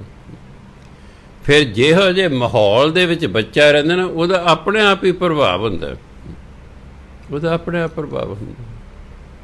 ਹੁਣ ਅਜੇ ਕੀ ਹੈ, ਉੱਪਰ ਵੀ ਪਾਠ ਹੋ ਰਹੇ ਨੇ, ਹੇਠਾਂ ਵੀ ਪਾਠ ਹੋ ਰਹੇ ਨੇ, ਸਭ ਤੋਂ ਪਿੱਛੇ ਵੀ ਪਾਠ ਹੋ ਰਹੇ ਨੇ। ਵਾਤਾਵਰਨ ਹੀ ਹੋਰ ਹੋ ਜਾਂਦਾ ਹੈ, ਵਾਤਾਵਰਨ ਹੀ ਉਸ ਥਾਂ ਦਾ ਹੋਰ ਹੋ ਜਾਂਦਾ ਹੈ। ਉਸ ਵਾਤਾਵਰਨ ਜਦੋਂ ਕੋਈ ਹੋਰ ਬੰਦਾ ਆਉਂਦਾ ਹੈ, ਉਸ 'ਤੇ ਬੜਾ ਚੰਗਾ ਪ੍ਰਭਾਵ ਪੈਂਦਾ ਹੈ।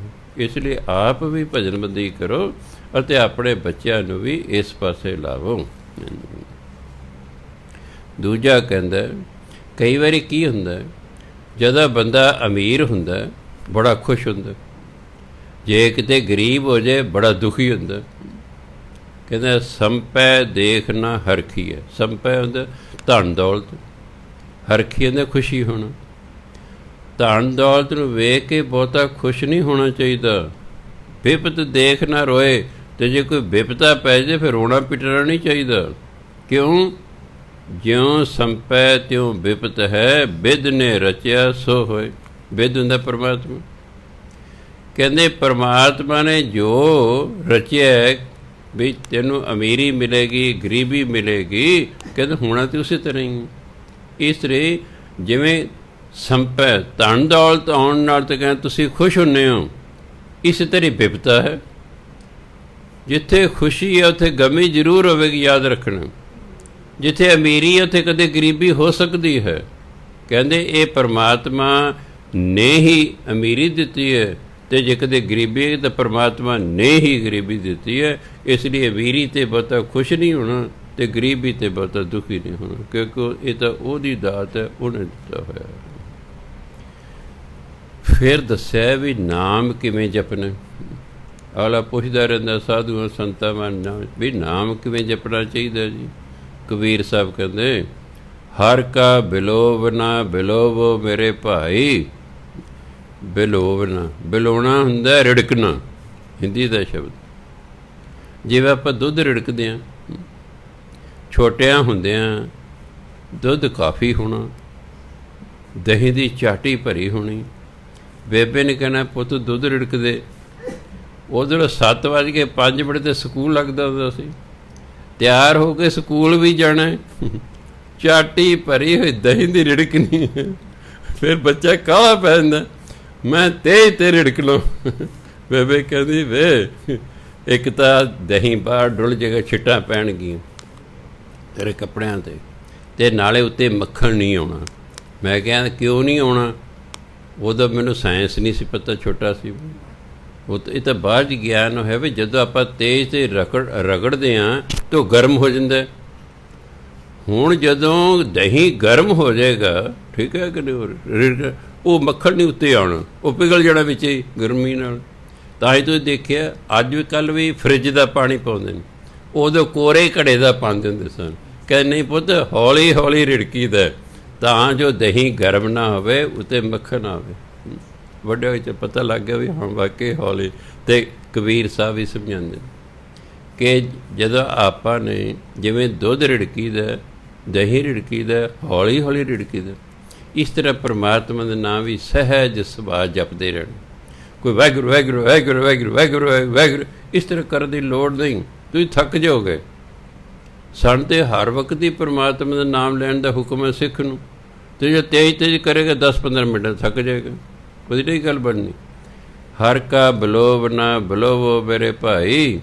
ਜੇ ਹਰੀ ਦੇ ਨਾਮ ਨੂੰ ਰਿੜਕਣੇ ਨਾ, ਸਹਿਜ ਬਿਲੋਵੋ, ਹੌਲੀ ਹੌਲੀ ਰਿੜਕੋ, ਜੈਸੇ ਤੱਤ ਨਾ ਜਾਏ। ਜਿਵੇਂ ਹੌਲੀ ਰਿੜ ਤੱਤ ਮੱਖਣ ਨੂੰ ਕਹਿੰਦੇ, ਤਾਂ ਜੋ ਮੱਖਣ ਖਰਾਬ ਨਾ ਹੋਵੇ। ਭਾਵ ਆਰਾਮ ਨਾਲ ਸਹਿਜ ਸੁਭਾਅ ਸਿਮਰਨ ਕਰਦੇ ਰਹਿਣਾ ਹੈ, ਕੋਈ ਕਾਹਲੀ ਕਰਨ ਦੀ ਲੋੜ ਨਹੀਂ ਹੈਗੀ। ਨਹੀਂ ਤਾਂ ਆਪਾਂ ਟੈਕਨੀਕਾਂ ਲੋਕਾਂ ਤੋਂ ਸਿੱਖਦੇ ਰਹਿਣੇ, ਕਿਵੇਂ ਕਰੀਏ। ਬਾਣੀ ਸਭ ਕੁਝ ਦਿੱਤਾ ਹੈ, ਕਿਵੇਂ ਨਾਮ ਜਪਣਾ, ਸਹਿਜ ਸੁਭਾਅ ਨਾਮ ਜਪੇ ਜਾਓ। ਫਿਰ ਸਤ ਸੰਗਤ ਦੀ ਮਹਾਨਤਾ ਦੱਸਦੇ ਨੇ। ਸਤ ਸੰਗਤ ਮਿਲ ਵਿਵੇਕ ਬੁੱਧ ਹੋਈ, ਪਾਰਸ ਪਰਸ ਲੋਹਾ ਕੰਚਨ ਸੋਈ। ਸਤ ਸੰਗਤ ਚ ਆ ਕੇ ਨਾ ਵਿਵੇਕ ਬੁੱਧ ਪੈਦਾ ਹੁੰਦੀ ਹੈ। ਵਿਵੇਕ ਬੁੱਧ ਉਹ ਬੁੱਧ ਹੁੰਦੀ ਹੈ ਜਿਹੜੀ ਠੀਕ ਅਤੇ ਗਲਤ ਦਾ ਨਿਰਣਾ ਕਰ ਸਕੇ। ਬੰਦੇ ਨੂੰ ਆਪ ਪਤਾ ਲੱਗੇ ਆਪਣੇ ਕਰਮਾਂ ਦਾ ਕਿ ਜੋ ਮੈਂ ਕਰ ਰਿਹਾ ਕੀ ਇਹ ਠੀਕ ਹੈ ਕਿ ਗਲਤ ਹੈ। ਅੱਜ ਤੇ 95% ਲੋਕਾਂ ਨੂੰ ਇਹੀ ਗਿਆਨ ਨਹੀਂ ਕਿ ਜੋ ਕਰ ਰਹੇ ਨੇ ਕਿ ਉਹ ਠੀਕ ਹੈ ਕਿ ਗਲਤ ਹੈ। ਜੋ ਕੁਛ ਕਰ ਰਿਹਾ ਉਸ ਵੇਲੇ ਇਹੀ ਠੀਕ ਹੈ, ਇਹੀ ਠੀਕ ਹੈ, ਕਿਉਂਕਿ ਅੰਦਰ ਵਿਵੇਕ ਬੁੱਧ ਹੈ ਨਹੀਂ, ਅੰਦਰ ਨਿਰਣਾ ਕਰਨ ਵਾਲੀ ਮੱਤ ਨਹੀਂ ਹੈਗੀ। ਜਿੰਨਾ ਚਿਰ ਆਪਣੇ ਅੰਦਰ ਵਿਵੇਕ ਬੁੱਧ ਪੈਦਾ ਨਹੀਂ ਹੁੰਦੀ, ਉਹਨਾਂ ਚਿਰ ਗੁਰਬਾਣੀ ਸਾਰੀ ਵਿਵੇਕ ਬੁੱਧ ਹੈ। ਗੁਰੂ ਦੇ ਅੰਦਰ ਵਿਵੇਕ ਬੁੱਧ ਸੀ, ਉਹਨਾਂ ਸਾਨੂੰ ਲਿਖਿਆ ਤੇ ਆਹ ਕਰੋ ਆਹ ਨਾ ਕਰੋ। ਉਹਨਾਂ ਚਿਰ ਗੁਰੂ ਦੀ ਮੰਨੀ ਜਾਓ। ਜਦੋਂ ਭਜਨ ਬੰਦਗੀ ਕਰਦਿਆਂ ਅੰਦਰ ਵਿਵੇਕ ਬੁੱਧ ਪੈਦਾ ਹੋ ਗਈ, ਫਿਰ ਸਾਨੂੰ ਵੈਸੇ ਹੀ ਪਤਾ ਲੱਗ ਜਾਏਗਾ ਕਿ ਜੋ ਅਸੀਂ ਕਰ ਰਹੇ ਹਾਂ ਠੀਕ ਹੈ ਕਿ ਗਲਤ ਹੈ। ਇਸ ਲਈ ਕਹਿੰਦੇ ਸਤ ਸੰਗਤ 'ਚ ਆ ਕੇ ਨਾ ਵਿਵੇਕ ਬੁੱਧ ਪ੍ਰਾਪਤ ਹੁੰਦੀ ਹੈ। ਪਾਰਸ ਪਰਸ ਲੋਹਾ ਕੰਚਨ ਹੋਏ ਸੀ। ਜਿਵੇਂ ਪਾਰਸ ਨੂੰ ਛੋਹ ਕੇ ਲੋਹਾ ਸੋਨਾ ਹੋ ਜਾਂਦਾ, ਕੰਚਨ ਸੋਨਾ। ਪਾਰਸ ਨੂੰ ਛੋਹ ਕੇ ਲੋਹਾ ਸੋਨਾ ਹੋ ਜਾਂਦਾ। ਸਤ ਸੰਗਤ ਨੂੰ ਵੀ ਪਾਰਸ ਕਿਹਾ ਗਿਆ ਹੈ। ਸਤ ਸੰਗਤ 'ਚ ਆ ਕੇ ਬੰਦਾ ਸ਼ੁੱਧ ਪਵਿੱਤਰ ਹੋ ਜਾਂਦਾ ਹੈ। ਸੋਨਾ ਇੱਕ ਐਸੀ ਧਾਤ ਹੈ ਜਿਹੜੀ ਸ਼ੁੱਧ ਹੀ ਹੁੰਦੀ ਹੈ, ਜੋ ਧਰਤੀ 'ਚੋਂ ਨਿਕਲਦੀ ਹੈ। ਬਾਕੀ ਜਿੰਨੇ ਖਣਿਜ ਪਦਾਰਥ ਨੇ ਉਹ ਧਰਤੀ ਤੋਂ ਕੱਢ ਕੇ ਉਹਨਾਂ ਨੂੰ ਸਾਫ਼ ਕਰਨਾ ਪੈਂਦਾ ਹੈ। ਸੋਨਾ ਜਿਹੜਾ ਹੈ ਇਹ ਡਲੀਆਂ 'ਚ ਨਹੀਂ ਮਿਲਦਾ, ਇਹ ਢੇਰਾਂ ਦੇ ਢੇਰ ਨਹੀਂ ਮਿਲਦਾ ਧਰਤੀ 'ਚ। ਇਹ ਨਾ ਬਰੀਕ ਤਾਰ ਹੁੰਦੀ ਹੈ, ਉਂਗਲ ਤੋਂ ਵੀ ਪਤਲੀ। ਇਹ ਤਾਰ ਹੁੰਦੀ ਹੈ ਬਸ ਲੰਮੀ ਸਾਰੀ, ਵੀ ਕਿਸੇ ਆਲੇ ਦੁਆਲੇ ਮਿੱਟੀ ਦੇ ਢੇਲੇ ਦੇ ਆਲੇ ਦੁਆਲੇ ਹੁੰਦੀ ਹੈ। ਉਹ ਪੁੱਟੀ ਜਾਂਦੇ ਨੇ ਖਾਣ, ਇੱਕ ਅੱਧੀ ਤਾਰ ਲੱਭ ਗਈ, ਫਿਰ ਅੱਗੇ ਪੁੱਟੀ ਗਏ, ਫਿਰ ਇੱਕ ਅੱਧੀ ਲੱਭ ਗਈ। ਸੋਨੇ 'ਚ ਇੱਕ ਸਿਫਤ ਹੈ, ਇੱਕ ਤੋਲਾ ਤੁਸੀਂ ਸੋਨਾ ਲੈ ਲਓ, ਉਹਨੂੰ ਕੁੜਦੇ ਜਾਓ, ਇੱਕ ਤੋਲੇ ਸੋਨੇ ਤੋਂ ਤੁਸੀਂ 1 ਕਿਲੋਮੀਟਰ ਲੰਮੀ ਤਾਰ ਬਣਾ ਸਕਦੇ ਹੋ। ਇੰਨੀ ਲਚਕ ਹੁੰਦੀ ਸੋਨੇ, ਸ਼ੁੱਧ ਹੁੰਦਾ ਬਿਲਕੁਲ। ਇਹਨੂੰ ਪਾਣੀ 'ਚ ਰੱਖੋ, ਕਿਤੇ ਵੀ ਰੱਖੋ। ਇਹ ਜਿਹੜੇ ਆਪਣੇ ਗਹਿਣੇ ਨੇ ਇਹਨਾਂ ਦੀ ਖੋਟ ਹੁੰਦੀ ਹੈ ਨਾ, ਗਹਿਣੇ ਖੋਟ ਤੋਂ ਬਿਨਾਂ ਬਣਦੇ ਨਹੀਂ ਹੈਗੇ। ਸੋਨਾ ਲਚਕਦਾਰ ਹੁੰਦਾ। ਜੇ ਤੁਸੀਂ ਕਿਸੇ ਸੁਨਿਆਰ ਨੂੰ ਕਹੋ ਵੀ 3 ਤੋਲੇ ਦਾ ਸੋਨਾ ਬਣਾ ਦੇ, ਪਰ ਤਾਂਬਾ ਨਹੀਂ ਵਿੱਚ ਪਾਉਣਾ, ਉਹ ਬਣਾ ਦੇ, ਤੁਸੀਂ ਹੱਥ ਲਾਓਗੇ ਉਹ ਚਿੱਬਾ ਹੋ ਜਾਏਗਾ। ਇਸ ਲਈ ਉਹਨੂੰ ਪਾਉਣਾ ਪੈਂਦਾ। ਉਹ ਜਿਸ 'ਚ ਖੋਟ ਹੈ ਉਹ ਸੋਨਾ ਸਮਾਂ ਪਾ ਕੇ ਰੰਗ ਬਦਲ ਜਾਏਗਾ। ਪਰ ਜਿਹੜਾ ਸ਼ੁੱਧ ਸੋਨਾ ਹੈ ਉਹਨੂੰ ਨਾ ਪਾਣੀ ਦਾ ਅਸਰ ਹੈ, ਨਾ ਉਹਨੂੰ ਕੋਈ ਜੁਗਾੜ ਲੱਗੇ, ਨਾ ਕੁਛ ਲੱਗੇ। ਇਹ ਭਾਵ ਸ਼ੁੱਧ ਸਤ ਸੰਗਤ ਜਿਵੇਂ ਪਾਰਸ ਨੂੰ ਛੋਹ ਕੇ ਲੋਹਾ ਸੋਨਾ ਹੋ ਜਾਂਦਾ ਹੈ, ਇਸ ਤਰ੍ਹਾਂ ਸਤ ਸੰਗਤ 'ਚ ਆ ਕੇ ਵੀ ਬੰਦਾ ਸ਼ੁੱਧ ਅਤੇ ਪਵਿੱਤਰ ਉਹਦੇ ਵਿਚਾਰ ਹੋ ਜਾਂਦੇ ਹਨ। ਹੁਣ ਉਹਨਾਂ ਨੇ ਕਿਹਾ ਵੀ ਕਈ ਨਾ ਸਰੀਰ ਧੋਣ 'ਤੇ ਲੱਗੇ ਰਹਿੰਦੇ ਨੇ। ਇਹ ਤੀਰਥਾਂ 'ਚ ਜਾ ਕੇ ਇਸ਼ਨਾਨ ਕਰੋ ਜੀ, ਇਹ ਸਰੋਵਰਾਂ 'ਚ ਜਾ ਕੇ ਇਸ਼ਨਾਨ ਕਰੋ ਜੀ, ਵੀ ਪਤਾ ਨਹੀਂ ਮਨ ਸਾਫ਼ ਹੋ ਜਾਏਗਾ। ਬਹੁਤੇ ਨਾ ਹੀ ਸ਼ਾਇਦ ਸਾਡੇ ਪਾਪ ਲੈ ਜਾਣਗੇ। ਪ੍ਰਚਾਰ ਵੀ ਕੁਝ ਇਹੋ ਜਿਹੇ ਕੀਤਾ ਹੁੰਦਾ। ਜਿਹੜੇ ਗੁਰਦੁਆਰੇ ਦੇ ਪ੍ਰਬੰਧਕ ਨੇ ਉਹ ਗੁਰਬਾਣੀ ਅਨੁਸਾਰ ਨਹੀਂ ਲੋਕਾਂ ਨੂੰ ਦੱਸਦੇ। ਜੋ ਕਹਿ ਰਹੇ ਵੀ ਨਹੀਂ ਭਾਈ ਨਹਾਉਣ ਨਾਲ ਕੋਈ ਤੁਹਾਡੇ ਪਾਪ ਪੂਪ ਨਹੀਂ ਲੈਣਗੇ, ਫਿਰ ਰੌਣਕ ਨਹੀਂ ਹੋਵੇਗੀ, ਫਿਰ ਰੌਣਕ ਨਹੀਂ ਹੋਏਗੀ। ਉਹੀ ਜਜ਼ਬਾ ਰੌਣਕ ਹੈ, ਚੜਾਵਾ ਠੀਕ ਲੱਗੇ ਰੋਜ਼। ਹਾਲਾਂਕਿ ਬਾਣੀ ਕਹਿੰਦੀ ਹੈ, ਕਬੀਰ ਸਾਹਿਬ ਕਹਿੰਦੇ ਕਾਇਆ ਮਾਂਜਸ ਕੌਣ ਗੁਣ। ਸਰੀਰ ਨੂੰ ਮਾਂਜਣ ਦਾ ਕੀ ਲਾਭ ਹੈ? ਜੋ ਘਟ ਭੀਤਰ ਹੈ ਮਲਣਾ। ਜਦੋਂ ਅੰਦਰ ਮੈਲ ਹੈ, ਜਦੋਂ ਮਨ ਮੈਲਾ ਹੈ, ਕਹਿੰਦੇ ਸਰੀਰ ਨੂੰ ਮਾਂਜਣ ਦਾ ਕਿਆ ਫਾਇਦਾ ਹੈ? ਸਾਫ਼ ਤੇ ਮਨ ਕਰਨਾ, ਬੰਦਾ ਸਰੀਰ ਨੂੰ ਧੋਣ 'ਤੇ ਲੱਗਾ ਰਹਿੰਦਾ। ਕੋਈ ਸਰੋਵਰਾਂ 'ਚ ਇਸ਼ਨਾਨ ਕਰ ਰਿਹਾ, ਕੋਈ ਦਰਿਆਵਾਂ 'ਚ ਜਾ ਕੇ, ਤੀਰਥ ਸਥਾਨਾਂ ਜਾ ਕੇ ਇਸ਼ਨਾਨ ਕਰ ਰਿਹਾ ਹੈ। ਸਿੱਖ ਧਰਮ ਕਹਿੰਦਾ ਤੀਰਥਾਂ 'ਤੇ ਇਸ਼ਨਾਨ ਕਰਨਾ, ਸਰੋਵਰਾਂ 'ਤੇ ਇਸ਼ਨਾਨ ਕਰਨਾ, ਤੁਹਾਡਾ ਮਨ ਸਾਫ਼ ਨਹੀਂ ਹੋਵੇਗਾ। ਅਤੇ ਜੇ ਮਨ ਹੀ ਨਹੀਂ ਸਾਫ਼ ਤਾਂ ਕਦੇ ਇਸ਼ਨਾਨ ਕਰਕੇ ਕੀ ਕਰੋਗੇ? ਇਸ਼ਨਾਨ ਕਰਕੇ ਸਰੀਰ ਨੂੰ ਮਾਂਜਣ ਦਾ ਕੀ ਫਾਇਦਾ ਜਦੋਂ ਮਨ ਹੀ ਮੈਲਾ ਹੈ? ਐਕਚੁਅਲੀ ਸਾਡੇ ਤੋਂ ਜੋ ਕੁਛ ਕਰਾ ਰਿਹਾ ਉਹ ਸਾਡਾ ਮਨ ਕਰਵਾ ਰਿਹਾ ਹੈ। ਸਰੀਰ ਅਤੇ ਮਨ ਦਾ ਹੁਕਮ ਮੰਨ ਰਿਹਾ ਹੈ। ਸਰੀਰ ਨੂੰ ਮੈਂ ਗੱਡੀ ਕਿਹਾ ਕਰਦਾ, ਮਨ ਨੂੰ ਮੈਂ ਡਰਾਈਵਰ ਕਹਿੰਦਾ। ਗੱਡੀ ਆਪਣੇ ਆਪ ਕਿਤੇ ਨਹੀਂ ਚੱਲ ਕੇ ਜਾਂਦੀ, ਡਰਾਈਵਰ ਜਿੱਥੇ ਮਰਜ਼ੀ ਲੈ ਜਾਏ। ਤੁਹਾਡਾ ਮਨ ਤੁਹਾਡੇ ਸਰੀਰ ਦੀ ਗੱਡੀ ਨੂੰ ਚਲਾ ਕੇ ਸਤਸੰਗ 'ਚ ਲਾਇਆ।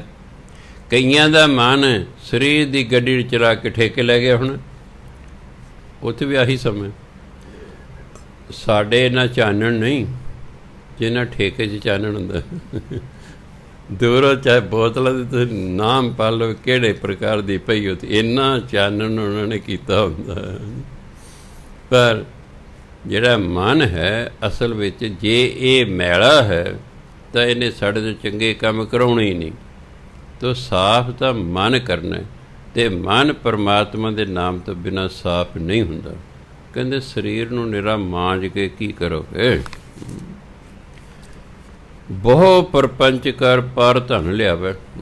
ਪਰਪੰਚ ਦੇ ਠੱਗੀਆਂ ਠੋਰੀ, ਬੜੀਆਂ ਠੱਗੀਆਂ ਠੋਰੀਆਂ ਕਰਕੇ ਬਗਾਨੇ ਧਨ ਨੂੰ ਘਰ ਲਿਆਉਂਦਾ। ਕੋਈ ਚੋਰੀ ਕਰਕੇ, ਕੋਈ ਲੁੱਟ ਕੇ, ਕੋਈ ਖੋਹ ਕੇ, ਕੋਈ ਕਿਵੇਂ। ਸੁੱਤ ਦਾਰਾ ਪੈ ਆਣ ਲੁਟਾਵੇ। ਸੁੱਤ ਪੁੱਤਰ ਦਾਰਾ ਪਦ ਆ ਕੇ ਦੇ ਆ ਚੱਕੋ, ਕੀ ਯਾਦ ਰੱਖੋਗੇ ਤੁਹਾਡਾ ਬਾਪੂ ਤੁਹਾਨੂੰ ਟੱਕਰਿਆ। ਕਿਉਂਕਿ ਕਹਿੰਦੇ ਨੇ ਇਲ ਗੋਟ ਇਲ ਸਪੈਂਟ। ਗਲਤ ਤਰੀਕੇ ਨਾਲ ਕਮਾਇਆ ਹੋਇਆ ਧਨ ਗਲਤ ਤਰੀਕੇ ਨਾਲ ਹੀ ਖਰਚਿਆ ਜਾਂਦਾ ਹੈ। ਕਿ ਠੱਗੀਆਂ ਠੋਰੀਆਂ ਕਰਕੇ ਬਗਾਨੇ ਧਨ ਨੂੰ ਘਰ ਲਿਆਉਂਦਾ ਹੈ ਅਤੇ ਪਤਨੀ ਅਤੇ ਪੁੱਤਰ ਨੂੰ ਲੁਟਾ ਦਿੰਦਾ। ਆਹ ਲਓ ਕੀ ਯਾਦ ਰੱਖੋ, ਚੱਕੋ। ਇਹੋ ਜਿਹੇ ਬਾਪੂ ਤੁਹਾਨੂੰ ਰੋਜ਼ ਰੋਜ਼ ਮਿਲਣਾ। ਪਰ ਕਹਿੰਦੇ ਮਨ ਮੇਰੇ ਭੂਲੇ ਕਪਟ ਨਾ ਕੀਜੇ। ਉਹ ਭੁੱਲਿਆ ਹੋਇਆ ਮਨ ਕਾਹਨੂੰ ਠੱਗੀਆਂ ਠੋਰੀਆਂ ਕਰਦਾ। ਅੰਤ ਨਵੇੜਾ ਤੇਰੇ ਜੀ ਪੈ ਲੀਜੇ। ਜੀ ਮੈਨੇ ਜਿੰਦ, ਅੰਤ ਨੂੰ ਨਵੇੜਾ ਤੇਰੇ ਵਾਲੀ ਜਿੰਦ ਤੋਂ ਲੈਣਾ। ਹਿਸਾਬ ਕਿਤਾਬ ਤੇਰੀ ਜਿੰਦ ਦਾ ਹੋਣਾ, ਕੀਤਾ ਤੂੰ ਕੀ ਹੈ। ਉਹ ਤੇ ਪੁੱਤਰ ਧੀ ਨੂੰ ਕਿਸੇ ਨੇ ਪੁੱਛਣਾ, ਉਹ ਤੇ ਤੇਰੀ ਪੁੱਛ ਕੀਤੀ ਜਾਣੀ ਹੈ ਕਿ ਤੂੰ ਠੱਗੀਆਂ ਠੋਰੀਆਂ ਕਰਕੇ ਜਿਹੜਾ ਧਨ ਕਮਾਇਆ ਇਹਦਾ ਹਿਸਾਬ ਕਿਤਾਬ ਦੇ। ਇਸ ਲਈ ਸਮਝਾਇਆ ਕਿ ਧੀਆਂ ਪੁੱਤਰਾਂ ਲਈ ਹਰਾਮ ਦੀ ਕਮਾਈ ਨਹੀਂ ਕਰਨੀ। ਔਖੇ ਵੇਲੇ ਇਹਨਾਂ ਤੁਹਾਡੀ ਸਹਾਇਤਾ ਕੋਈ ਨਹੀਂ ਕਰਨੀ। ਸਾਡੇ ਰਿਸ਼ਤੇਦਾਰ, ਸਾਡੇ ਧੀ ਪੁੱਤਰ ਜਿੰਨਾ ਚਿਰ ਅਸੀਂ ਜਿਉਂਦੇ ਹਾਂ ਉਨਾ ਚਿਰ ਤੇ ਸਾਡੀ ਸਹਾਇਤਾ ਕਰ ਸਕਦੇ ਨੇ। ਮਰਨ ਤੋਂ ਬਾਅਦ ਜੋ ਜਿੰਦ ਨੇ ਹਿਸਾਬ ਕਿਤਾਬ ਦੇਣ ਜਾਣਾ ਹੈ ਉਦੋਂ ਧੀ ਪੁੱਤਰ ਤੇ ਇੱਥੇ ਰਹਿ ਸਾਡੀ ਜਿੰਦ ਨੂੰ ਹੀ ਸਾਰਾ ਹਿਸਾਬ ਕਿਤਾਬ ਦੇਣਾ ਪੈਣਾ ਹੈ। ਇਸ ਲਈ ਸਮਝਾਇਆ ਕਿ ਭਾਈ ਤੂੰ ਔਖਾ ਹੋਏਗਾ, ਤੈਨੂੰ ਹਿਸਾਬ ਕਿਤਾਬ ਦੇਣਾ ਪਏਗਾ। ਇਸ ਲਈ ਤੂੰ 10 ਨੌਂ ਦੀ ਕਿਰਤ ਕਰ, ਹਰਾਮ ਦੀ ਕਮਾਈ ਕਰ ਲਿਆ ਕੇ ਨਾ ਕਰ। ਇਸ ਤਰ੍ਹਾਂ ਬਾਣੀ ਤਾਂ ਬਹੁਤ ਕੁਛ ਉਹਨਾਂ ਦੀ ਕਹਿੰਦੀ ਹੈ, ਪਰ ਕਿਉਂਕਿ ਇੱਧਰ ਸਮਾਂ ਹੋ ਗਿਆ ਹੈ ਇਸ ਲਈ ਸਤਿਕਾਰਯੋਗ ਸਾਧ ਸੰਗਤ ਬਈ ਕੱਲ੍ਹ ਨੂੰ ਆਪਾਂ ਅੱਜ ਕਬੀਰ ਸਾਹਿਬ ਦਾ ਜਨਮ ਦਿਨ, ਕੱਲ੍ਹ ਨੂੰ 6ਵੇਂ ਪਾਤਸ਼ਾਹ ਦਾ ਪ੍ਰਕਾਸ਼ ਦਿਹਾੜਾ ਹੈ। ਆਪਾਂ ਇਹਨਾਂ ਦੋਨਾਂ ਦੇ ਸੰਬੰਧ ਵਿੱਚ ਕੱਲ੍ਹ ਨੂੰ ਸਵੇਰੇ ਅਖੰਡ ਪਾਠ ਰੱਖਣੇ ਨੇ, ਐਤਵਾਰ ਨੂੰ ਭੋਗ ਪੈਣੇ ਨੇ। ਭੋਗ ਪੈਣ ਤੋਂ ਬਾਅਦ ਇੱਥੋਂ ਫਿਰ 8:45 ਵਜੇ ਤੋਂ ਲੈ ਕੇ 9:45 ਵਜੇ ਤੱਕ ਵੱਡਾ ਗੁਰਦੁਆਰਾ ਸਾਹਿਬ ਉੱਥੇ ਕੀਰਤਨ ਹੋਣਾ। ਸੋ ਆਪ ਜੀ ਟਾਈਮ ਯਾਦ ਰੱਖਣਾ ਹੈ, ਅਤੇ ਜਿਨ੍ਹਾਂ ਦੀ ਡਿਊਟੀਆਂ ਲੱਗੀਆਂ ਹੋਈਆਂ ਨੇ ਉਹਨਾਂ ਵੇਲੇ ਸਿਰ ਆਪਣੀਆਂ ਡਿਊਟੀਆਂ 'ਤੇ ਆਉਣਾ ਹੈ। ਅਤੇ ਐਤਵਾਰ ਨੂੰ 8:45 ਤੋਂ ਲੈ ਕੇ 8:45 ਤੋਂ ਲੈ ਕੇ 9:45 ਤੱਕ ਵੱਡੇ ਗੁਰਦੁਆਰਾ ਸਾਹਿਬ 'ਚ ਆਪਾਂ ਇਕੱਠੇ ਹੋਵਾਂਗੇ। ਉੱਥੇ ਕੀਰਤਨ ਸੁਣਾਂਗੇ, ਖਾਵਾਂ ਪੀਵਾਂਗੇ, ਫਿਰ ਘਰਾਂ ਨੂੰ ਚਾਲੇ ਪਾਵਾਂਗੇ। ਸੋ ਸਤਿਕਾਰਯੋਗ ਸਾਧ ਸੰਗਤ ਸਮਾਂ ਹੋ ਗਿਆ। ਵਾਹਿਗੁਰੂ ਜੀ ਕਾ ਖਾਲਸਾ, ਵਾਹਿਗੁਰੂ ਜੀ ਕੀ ਫਤਿਹ।